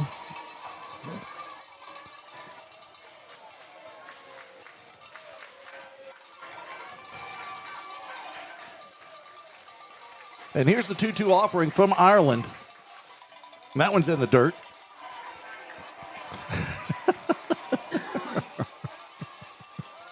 Kent Barnett, wish you could hear what we hear when Tally is eating. Thank you, Ken.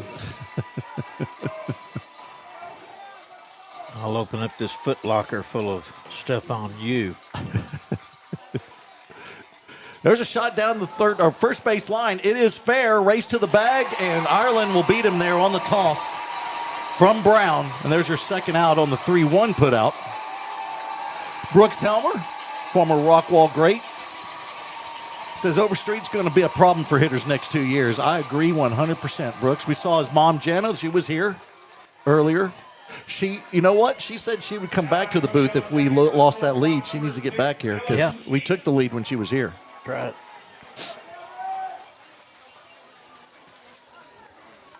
Brooks lived like a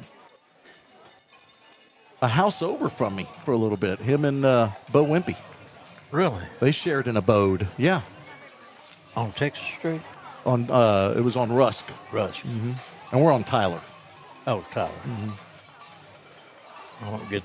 I'm not allowed over. Is that You true? made me stand in the yard Really? Is that what happens? during COVID. Well, yeah, everybody had to.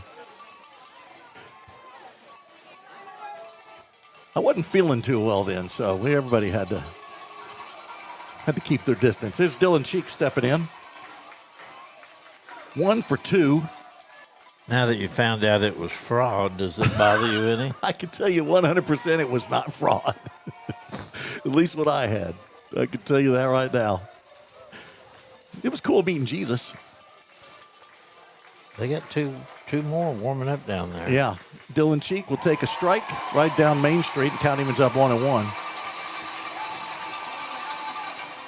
So Rockwall, now they're not against 2-out rallies. No.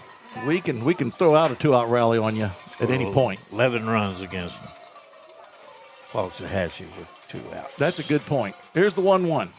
Drive, right center field, and this is where it's going to get started. It's going to get in the alley and to the wall. Cheek will easily stroll into second, thinking about third, but don't do it. There's 2 outs. There you go. So back-to-back hits for Dylan Cheek.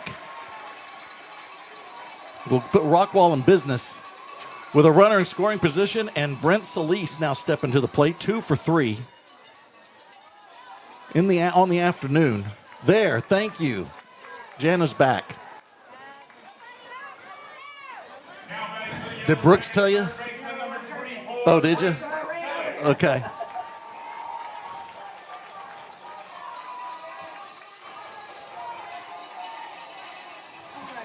Hey, by the way, to clear up the 60th wedding anniversary for Tony Bowles, Yeah.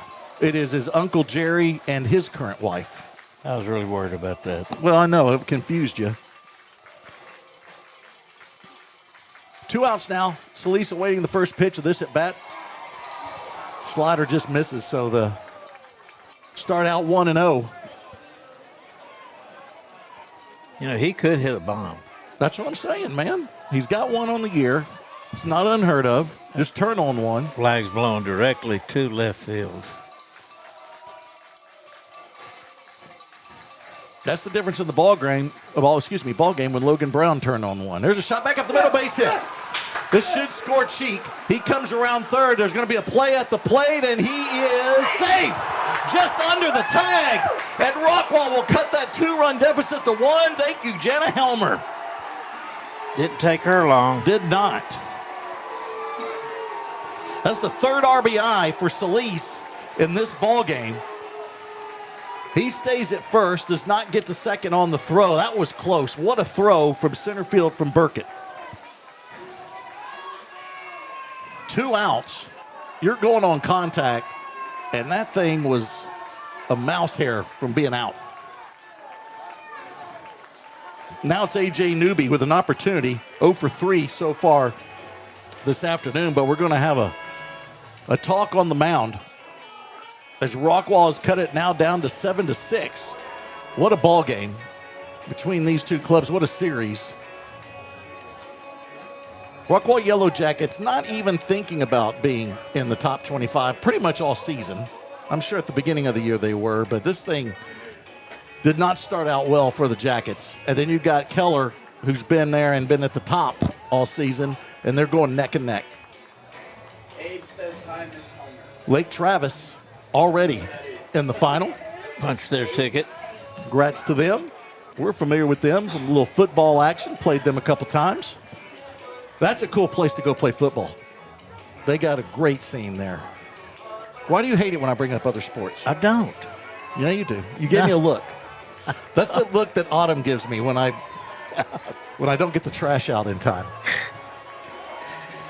Oh, I thought you had a maid. We don't have a maid. You don't. I'm a self-employed artist and a public school teacher. You have a maid. I've seen her. We don't. Maria. Okay. Now you're getting a little personal. Here's Newby. Off speed. Shout out to Maria if she's watching. Hola. Hola. Autumn thinks if you just put an O at the end of every word, she's speaking Spanish. And that's Or talk louder. Or talk louder. Newby starts this at bat 1-0. Fastball, that's going to hit the zone and even it up at 1-1. Every time. Second pitch is a strike right on you. Overstreet on deck, Zach Barnes in the hole. But right now, focus is on A.J. Newby. From the right side with a 1-1 count, runner at first. That is Solis, who just brought in. Tried to wear it, but could not make contact with that pitch. You can see he didn't back out too far. He just kind of tried to hang in there. Yeah. Anything above the neck, you might instinctively move That's your what head. I'm saying. Yeah, you don't sit there and take it. A little bit of a screwball to let one hit you in the head. Here's the 2-1. Swing. Oh, that's going to be fouled straight back. That reminds me, too. Koninger had the injury off the wrist. He also got hit in the head with a pitch earlier today, too. He did. He's had a rough day. They ruled that a concussion and put him through protocol. I don't know. I mean, it could be either one. Obviously, he's not in the ball game.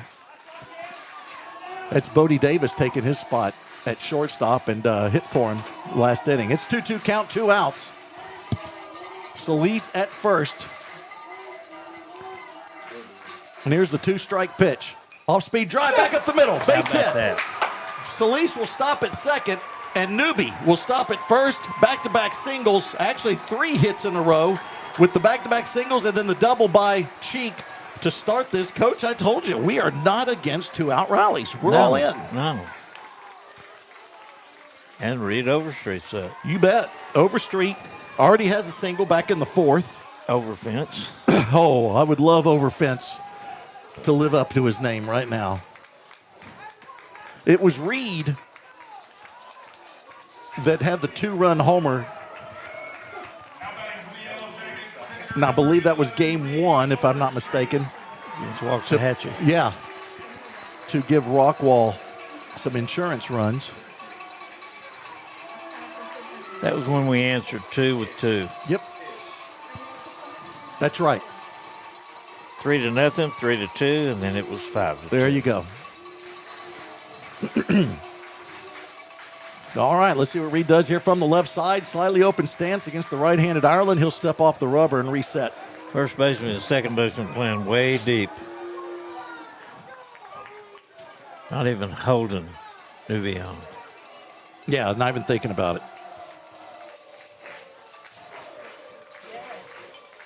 Still away in the first pitch is Overstreet. Ireland's so good at just standing there and just holding as long as he can. That one's outside. Start this at bat 1-0. And, you know, it's kind of a cool deal that Ireland, you know, that gamesmanship. Yeah. To make that batter as uncomfortable as you can and make the batter have to make a call if he wants to call timeout or not. The pitching coach is going to come out and talk to Ireland a bit, and that gives Rockwall a chance to have all the runners, the two runners, come over and talk with Coach Rose along with Overstreet. Two runners are Solis and Newby. Thank everybody for joining us. We got big numbers we could see on the screen as far as the viewership. So big thanks for everybody tuning in. Oh, okay. Owen and JMO's whole family. They're watching from your cousin's graduation party in Crandall. 40? 20. Oh, 20. Okay. JMO gives me a lot of hand signals. They're hard to follow. I feel like he's landing a plane. Well, this guy is not on our pitching chart. The guy we got coming in? I'm trying to see if it says 5 or if it's a double number. We'll figure it out. Stephanie Adams checking in from Littleton, Colorado. The whole Adams family. They're from Littleton, Colorado. That's Robert, Stephanie, and Cade. And then Kylie is watching in North Carolina. Cameron watching in Rockwall. Go Jackets, JFND. T-Bone watching from home. Used to be a Rockwall associate. Took care of our ball club. It is going to be... We don't have one thing on Tucker. Yeah, we do we not? No. Okay. Well, we do know Not a he's a thing. handsome-looking young man. Number 5. Yep, left-hander. Where's the little number on the front, the big one on the back? There you go. He has a glove and a hat. There you go. You're stealing my I catchphrase. am. I'm so sorry. You're right. You're right. What they're doing is, I'm assuming, doing that lefty-lefty matchup here. That Overstreet will now have to go against a left-hander. I can tell you that Tucker has made an appearance. We have a little bit of info on Tucker. Do we? Yes.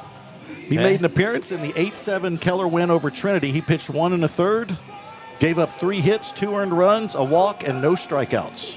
Okay. That was the game that Brower had to come in and pitch. We have not seen Brower on the mound yet, but he ends up getting the win. It was Koninger that started that game, but he didn't get the win. It was Brower that got the win in that one. And that was the one that Burkett hit the walk-off home run to send them here. Boy, Keller's good. It's just everything you see.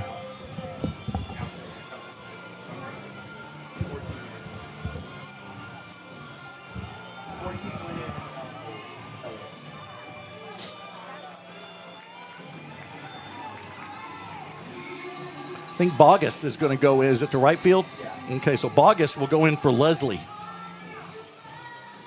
in right. And so now the outfield will change with the pitching change, I'm assuming. Bogus in right, Burkett center, McCrary in left. Infield is now Moeller at third, Davis at short, Segura at second, Brown at first, Sumrall behind the plate, and now it is Tucker on the mound, the lefty, versus the left-handed hitting Overstreet. We want him to hit it over the street. Hey, see what I did there? Yeah. That was fun. Fun fact. He inherits a 1-0 count. And correct me if I'm wrong, and I know you will. Fastball is a strike. Because he's already got a pitch from Ireland, this is Ireland's batter at the plate in the form of Overstreet. Correct. Rockwall gets that run back that they gave up in the top of the 6th, here in the bottom of the 6th, trying to get the tying run in with 2 men on. Foul right straight back, and the count now goes to 0-2 to Reed Overstreet. 1 for 3. 86 miles an hour. Nothing wrong with that. New. That's got a little steam. Yeah. On deck is Zach Barnes, starting pitcher today. Back-to-back walks were tied up, Pete Southall says. Oh, we'll take it. 1-2, swing and a miss. Overstreet goes down. But Rockwall does get the 1 run back on 3 hits. No errors in the inning, 2 men left on. It'll be Zach Barnes that will be leading off for the Jackets in the bottom of the 7th. Let's go to the top of the 7th now. And it's going to be Segura, Brown, and Leslie due up for Keller. That's your 5, 6, and 7 hitters. Let's talk again about what we're fighting for here as we'll show you the brackets. Lake Travis has already punched their ticket to the state final. They swept Summer Creek, and it is Rockwall and Keller, as y'all know. You got an old graphic up there. That's an old one. That's a way old one. I show us with 10 hits, and they've got us with 7. Let me see what I got. I did a new folder and everything for the graphics today. So I'm getting on to JMO right now. Sorry, I have to give JMO a tongue lashing. Let me see what I got. 1, 2, 3. All right, there we got the new one. Now we're back in action.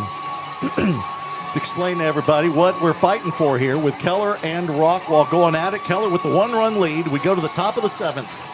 Final inning of the ball game. You want it to be that if you're Keller. If you're Rockwall, you don't mind it being the final inning if you get 2 runs in the bottom of the 7th. Cooper's back. Cooper's got a sucker in his mouth and grabbing another one out of the bag. That's his game. Okay. As a grandpa, you can't say anything. You just got to let him do it. Let him go. All right, number of hits I got for Rockwall. 1, 2, 3, 4, 5, 6, 7, 8, 9, 10. I got 10.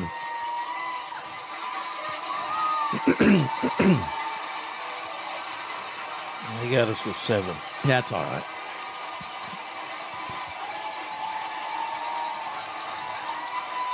They had the wrong numbers up there for the score for a while, too, so we can't really lean on that one. First pitch from Overstreet over to Segura. Lefty versus righty matchup is the ball. He's trying to do the scoreboard and game changer at once. You're probably right. There's a strike right down Main Street, so we're going to even up the count now. 1-1 to the Keller second baseman, who is 1 for 3 with a double. Back in the 3rd, that double gave him an RBI. Now the count goes 2-1. Overstreet in the ballgame only had 8 innings on the mound coming into this one. Bit of a surprise when he came in. He just misses there. He wanted that one. And so now the count goes 3-1.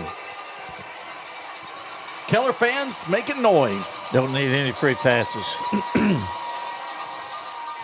There we go. There's a pop-up. Let's see if it stays in play.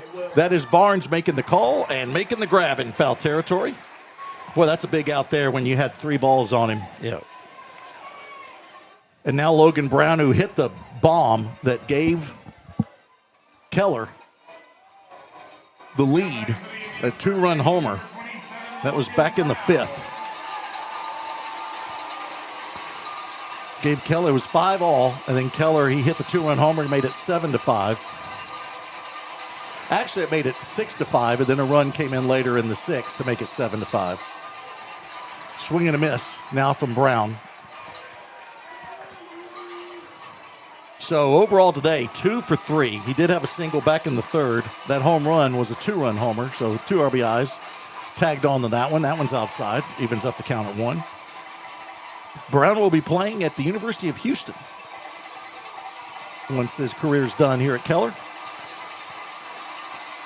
Keller wearing the best jerseys I've seen so far in this series as far as the Keller Indians go with the retro off-white. Really love seeing Overstreet on the mound again. I do too. That was a swing and a miss, so the count goes 1-2. Just inside. No, called 3rd strike. Woo! That's where he's going to make his mark. I think that's what Brooks was talking about. Brooks is right. Yep.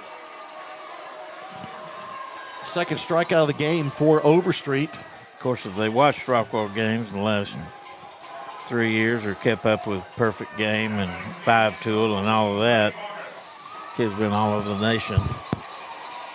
Yeah, good point. I think people forget that they're not seen just solely as high school players. And in fact, I think that's probably the least that they're seen sometimes when they're playing on the high school team. Shot left side, Solis with a nice stab. He was playing in, reaches across, backhand, throws it to first. And there's your inning for the Jackets. It's 1-2-3. And here it comes, folks.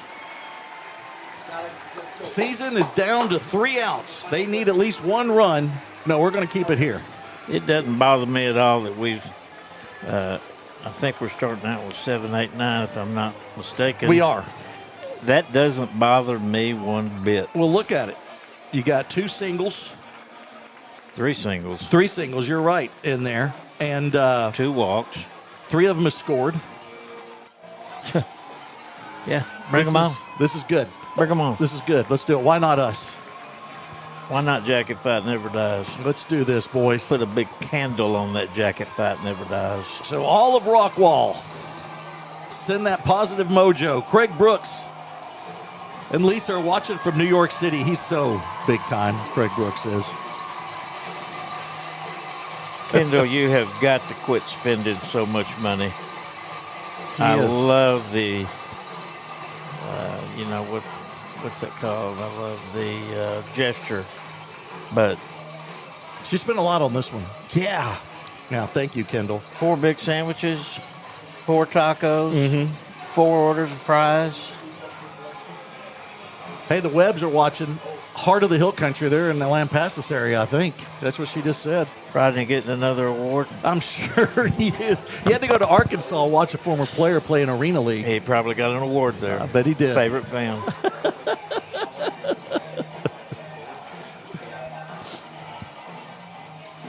Oh, man, this is big. This is big, folks. And I forgot to give a shout-out to Linda Duran yesterday. Yeah. She was driving in and was watching, and it came in, it was chaotic yesterday. Oh, yeah. And so by the time I got in the car, I saw the text. So, Linda, I'm giving you a shout-out.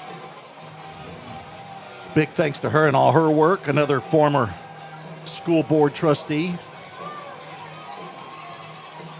Rockwall fans on their feet. This is what it's all about.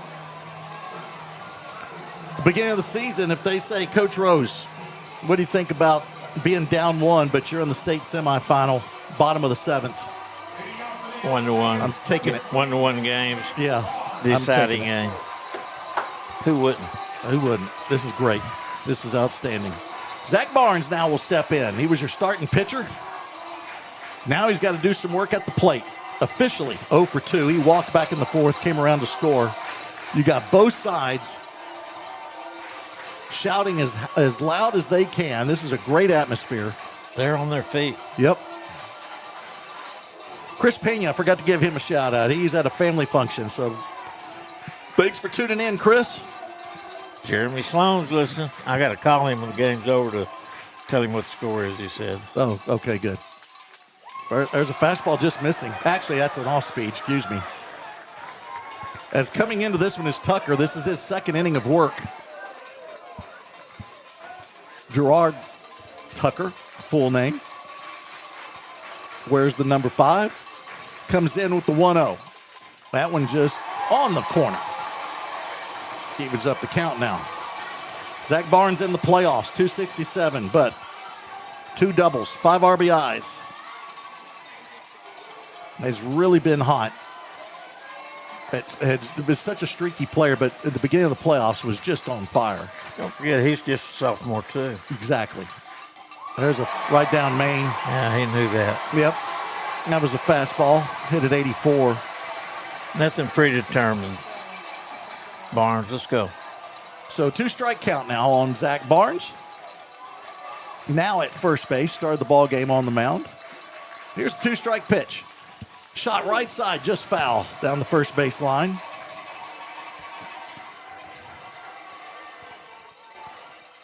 Shout out to Jacket Nation, everybody tuning in, and all those that aren't of Jacket Nation but wanting to see what happens here. In fact, I'm just talking to all of America right now. You talking to Joe Longino? Of course, Coach Joe. Coach Joe doesn't want to take a chance on trying to put the game on his TV. He's watching it on his phone. Okay. Need everything we can get. That one's fouled right back at us. Keep fighting, Barnes. You bet. 2-strike count. Zach has fouled off 2. Keep this rolling. Oh, the Oviedos are watching from Michigan, so give them a shout out. Here we go. 2-strike pitch is outside. Deuce is wild. Come on, boys. Come on, Zach. But you Timbo Duncan's on the edge of his seat. I know he is. 2-2. That's drive center field. It'll fall in front of Burkett. And your leadoff man is on. That's Zach Barnes with the single right up the middle. 2-strike count, Coach, and he... You got to be excited to see that happen. Woo! Put bat on the ball, and now we're going to have a... This would be a pinch runner now. Yeah. He's That's done. Cooper Crawford that's going to come in and run for him. He is out of the game. Yep.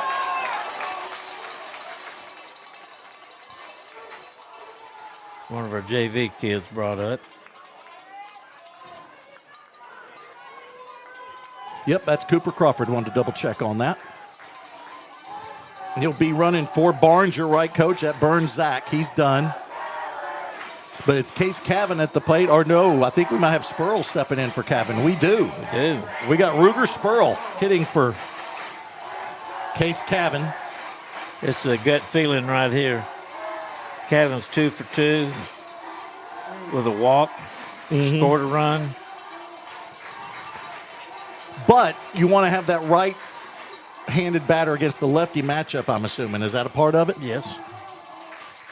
And Spurl has been the big pinch hitter all season for Rockwall. He's showing bunt. He's going to pop it up, and it is caught in the air. No, they say it hit the ground. They say it hit the ground. How about Spurl gets a new life. Let's look at the replay. Because, I don't know, that looked like he got it.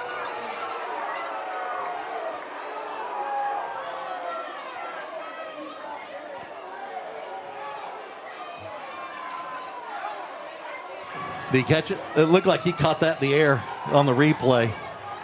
Now they're going to have a conference with the umpires, so it's not official yet. Let the umpires make the call here as they have a group chat the old-fashioned way. Really surprised me if they overturned the call by the home plate umpire. Yeah, he's right there. Yeah. Yeah, but Looking right at it. what a huge call here.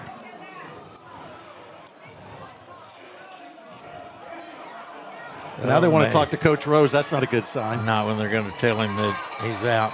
Yep.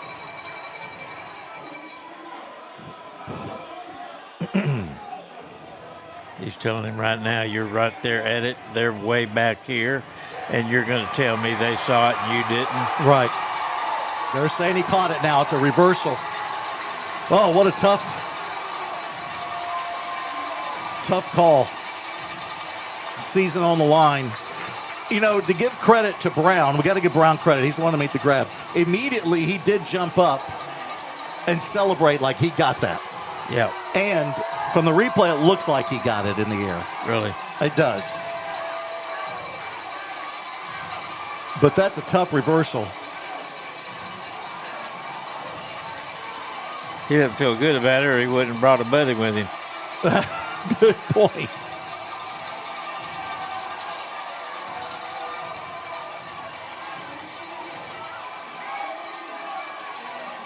Hey, Thunder Dworshak's grandparents are watching from Monterey, California.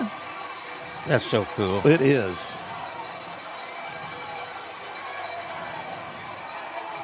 Barry finally got enough what he wanted to say. Well, I'm sure what he's saying is you have the guy with the best view saying he didn't, and then a guy that doesn't have as good a view saying he did, and they're going to take it. Do they do like a democracy kind of thing and have a vote? Four votes. I mean, he's right in front of him.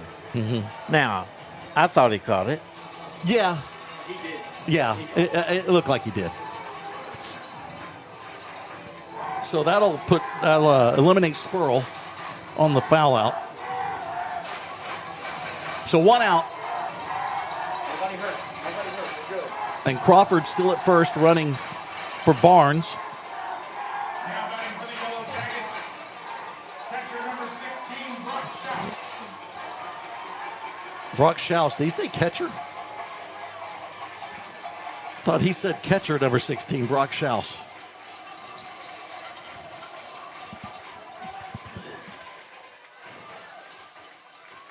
So Schaus now the number 9 hitter. You can say it. Are we off? No, but I think you can say that. I don't.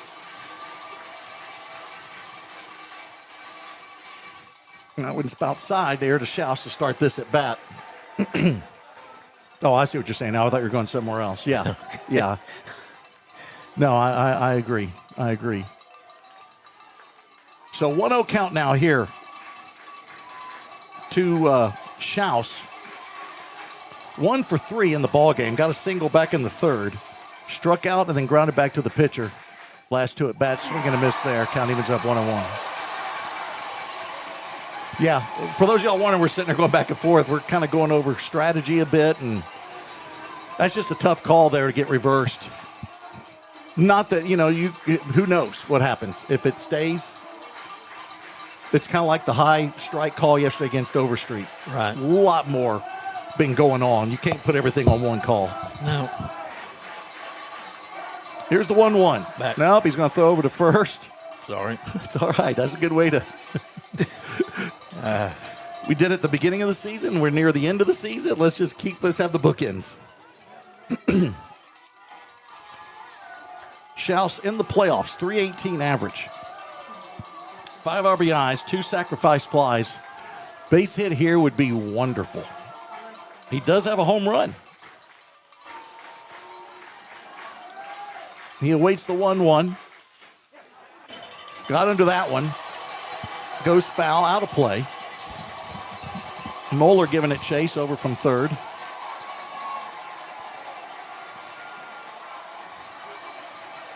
Moeller's a junior, so he'll be back next year for Keller.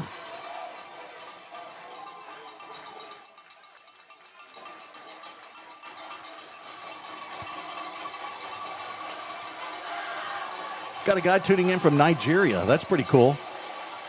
DeBerry and Young. 1-2 pitch.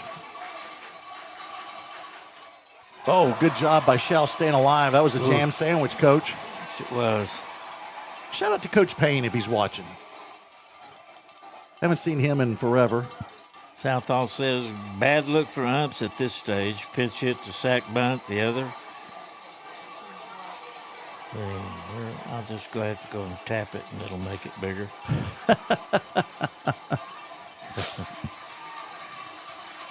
It's a 1-2 count now here to Schaus. Infield straight away. No adjustments, same for the outfield. 1-2. Drive left field. Oh my It's got carry. Let's see if it stays fair. It's going to go foul. Wow. Lands in foul territory. Ricochets off the wall, off the bat. That looked like it had a shot. 325. That would have been a walk-off. Yes.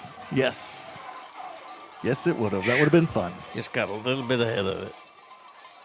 Boy, at first, man, I thought he turned on it. I did too. From my angle, it was really looking fair. My only thought was just stay fair. I didn't worry about it not having distance, but it didn't have the distance we thought. No, 325. Mm-hmm. So Schaus still with the 2-strike count, staying alive at the plate, going against Tucker. Third pitcher of the ball game for Keller. That one's high.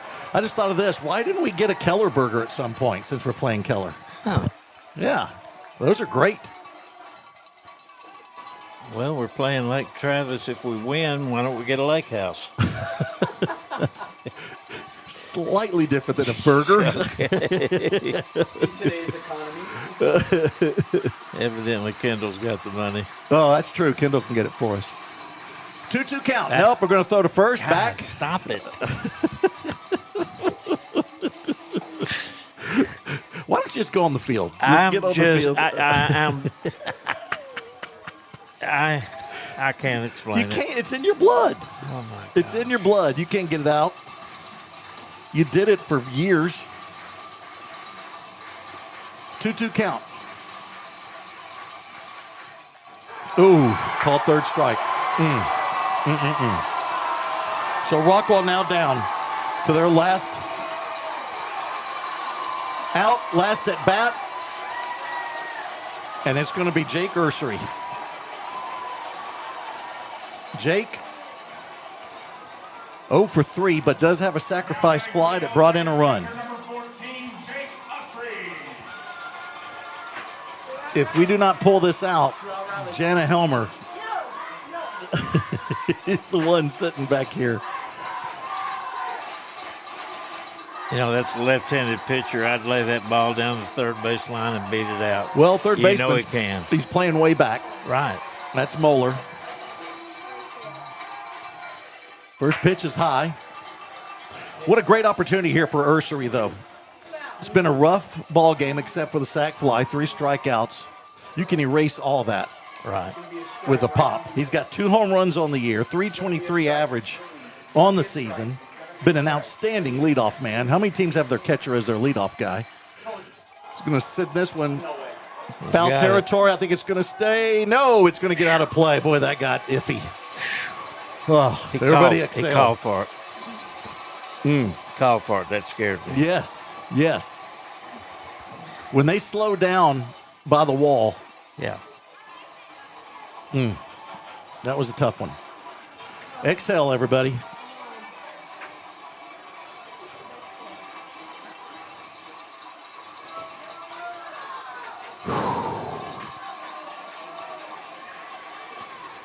It's a 1-1 count here to the Rockwall catcher, Jake Ursery.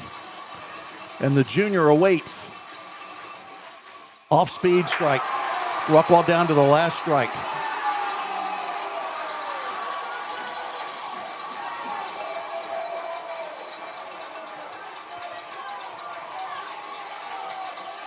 So Ursery steps out.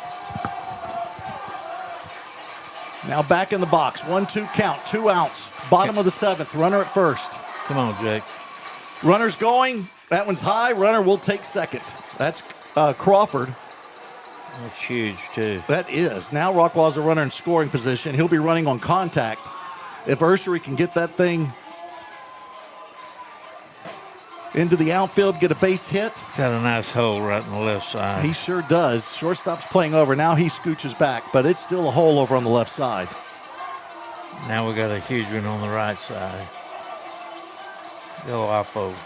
Tucker gets the sign. He comes to the belt. And here's the 2-2. Drive center field. Going back is Burkett. He's got the call. He's got the catch. And Keller will be going to the state final as they defeat Rockwall 7-6 in a doozy of a ball game. Oh boy. Oh boy. That congratulations to the Keller Indians. Be heading there for their second time in the last few years. I think in the last 5 years. And they'll be taking on Lake Travis in the state championship down at Round Rock. Coach, let's talk about it from the Rockwall viewpoint. One heck of a season. It was, you know, you hope for it at the start of the season before you ever play a game, before you ever play a scrimmage. And then you get to start those tournaments. And then when you just, you know, come back from each of the first 3 tournaments with your nose bloody and you know, scars on your back, it's something that you have to live with, and then you just start trying to put the pieces back together again. That's exactly what Coach Rose did. He experimented with this, experimented with that. He stayed true to himself. He played, you know, Barry Rose baseball, and sometimes it ends here. Well, you get down to the Final 4 in the whole state as far as Division I goes. there's only going to be one team out of that Final Four that's going to end the season on a win. That's win the last game. And I'll tell you what, Barry Rose has been in that Final Four more than one time. Mm-hmm. I mean, he's I'd call him a regular. You know, you hear the name Barry Rose, you think, man, has he got some belts? Mm-hmm. He sure does. Skins on the wall. And congratulations to the Rockwall Yellowjackets on a season that has been like no other. Because I even go back to your 2005 team, Coach, that I'm assuming that team did not start out 5-10-1 and then rally to get to this spot. No. We had a great team, and we started from the get-go on that team, and they played it all year long. And that's where you can look at this team and be so proud to come from the ashes almost. Right. Where you're sitting there, and even us, the most loyal of Jacket fans, sitting there going, man, I'm not sure about this season. This may not be our year. Right. Even though we knew what was going on, we knew that we're looking at players, we knew we're playing a very good schedule, but we're just not used to it at Rockwall. We're used to still winning no matter what. But to watch this team come together when district starts and just start putting it on everybody, right, and playing as a team, right, and to get this far, to take out, you sit there and you start talking about teams that they defeated to get there, right, teams that have been in the biggest games. And they're really disappointed right now. Let me tell you that. Their hearts are down by their belt buckle. Mm-hmm. And this isn't going to mean a whole lot to them right now until later in life. And every once in a while I come across my medal. And it's a smile, just like you just did then. That journey to get where you got is so long. So we'll watch them get their medals.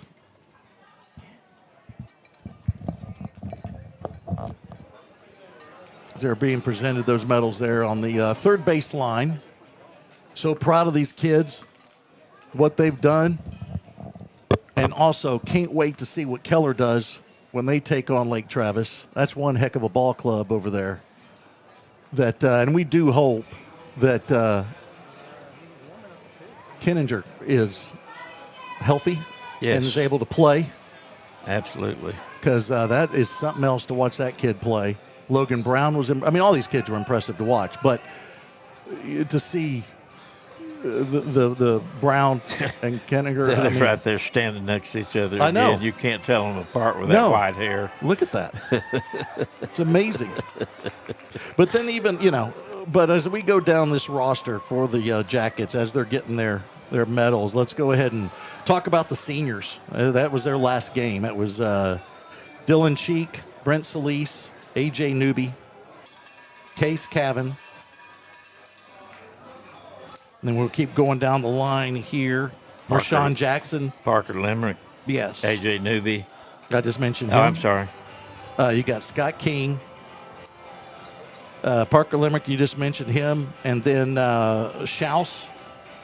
Ruger Spurl had that unfortunate bat there that looked like he was going to get another life and didn't. Maddox Bain. Yeah. Braden Taylor came in as a runner. Brent Solis, a heck of a career, and what a season for him. Andrew Green, Blake Phillips, and Wyatt Peoples. Those are your seniors that their career is done at Rockwall. A lot of those guys are going to be playing at the college level. And so proud of what they've done as we talk about the kids that have committed. Hudson Holt is a junior, but he's committed to Texas. Dylan Cheek going to Arkansas. Brent Solis going to Panola. Case Cavan going to LeTourneau. Brock Schaus going to Howard. We congratulate the Yellowjackets of Rockwall High School, now accepting their state semifinalist trophy. A.J. Newby is going to North Central Texas.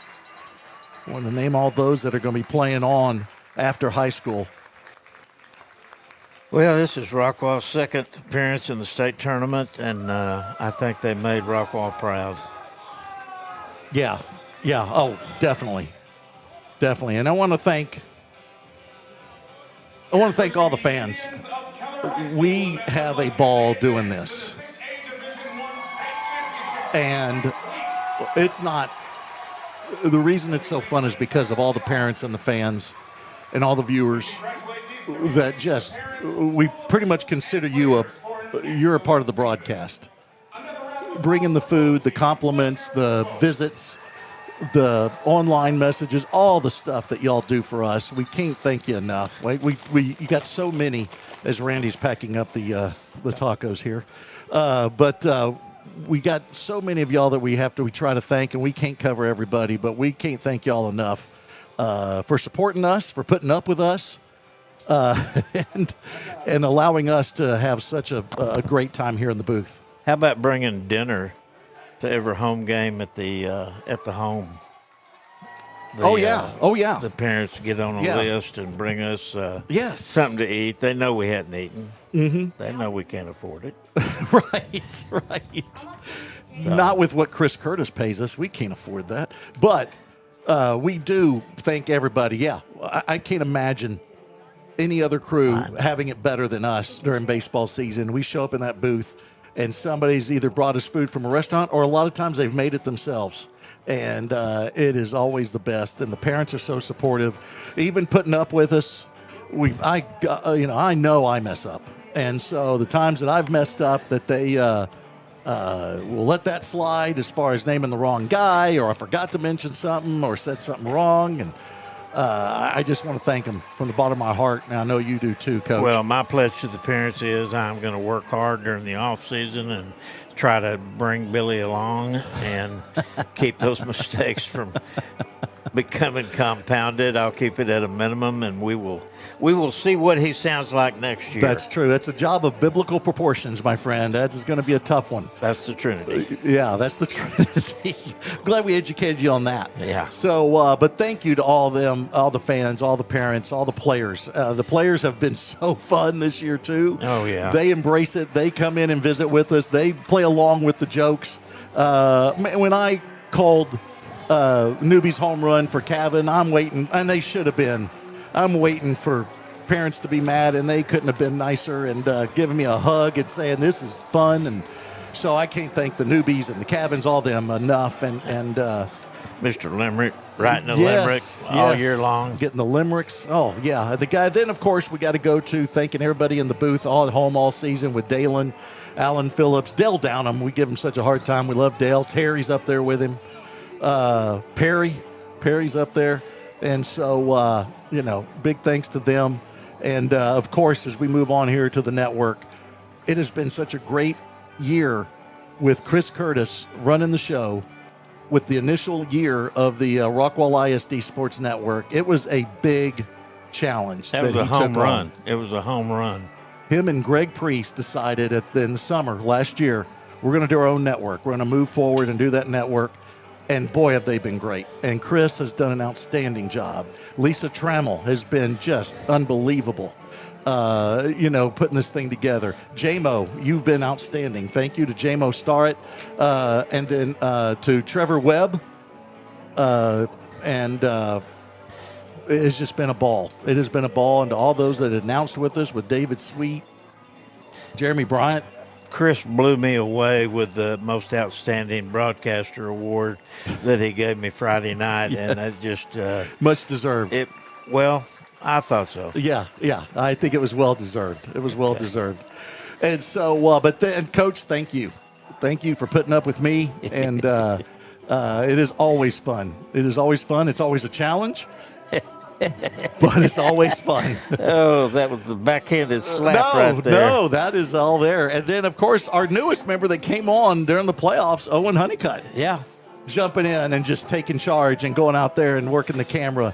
A lot of these shots that y'all saw late in the playoffs here, or during the playoffs, that's Owen working it. He wasn't with us during the regular season. So he jumped in and took the bull by the horn. So big thanks to him. And I have to finally say thanks to my beautiful current wife, Autumn, putting up with all that I give her during the season. Current wife. I know. That's our bit. You have to lose that. I am not losing it. That's our gig. That is our gig. I love her to death and thank her for putting up. And I know you better give a big shout out to Beth. Beth Talley is always introduced, except for one time in my life, and that will never happen again. Beth, thank you very much. I know that you live and breathe Rockwall baseball to this day. You always have. You've supported the baseball program, supported me, and you've done things that there's a lot of wives can't do. There you go. And me and Beth feel like we have a kindred spirit in our mutual battle. You don't know how many times that I'm thoroughly confused by you at some point during a broadcast, and Beth just texts me going, "It's all right. Hang in there. It's all right. You can do it." But thank you, Coach. This is always a blast. We don't know exactly how many years because it was kind of off and on at the very beginning, but then it's been solid for 15. I know that. Okay, I'll take that. Don't you think so? Yeah, because I retired in 2011, and I wasn't doing this when I was in the school district. Right. So that's 15 years. Yeah, there you go. There you go. Stealing my line, I know, my catchphrase. I know. But as we wrap this up, I want to give a big thanks to everybody and a shout out to the Rockwall Yellowjackets. What an outstanding season. Y'all have given us so much joy, so much fun to let us tag along through this journey into the playoffs. Big thank you to the Rockwall Yellowjackets and Coach Rose, Coach Crossland, Coach Collins. You guys are the best. And Coach McCrillis, don't want to forget him. They are the best. And all the players, thank you so much for everything and also putting up with us. Yep. You got any last words before we sign off? Well, I'm going to let my grandson do that. I love it. Woodson Cooper Talley. And if you'll talk right into that microphone, and I want you to say it like a man. Jacket fight never dies. There it is. That's Cooper. Closing us up. Next time you hear from us, it'll be me and David Sweet. We'll be calling Rockwall football. They'll be going against Prosper. That'll be in August, and we're ready for that. But this wraps up the sports season for the Rockwall Yellowjackets. Thank you to everybody. Thank you for joining us. And for J-Mo, for Owen, for Lisa, for Chris, for Randy, I'm Billy Quinton, JFND.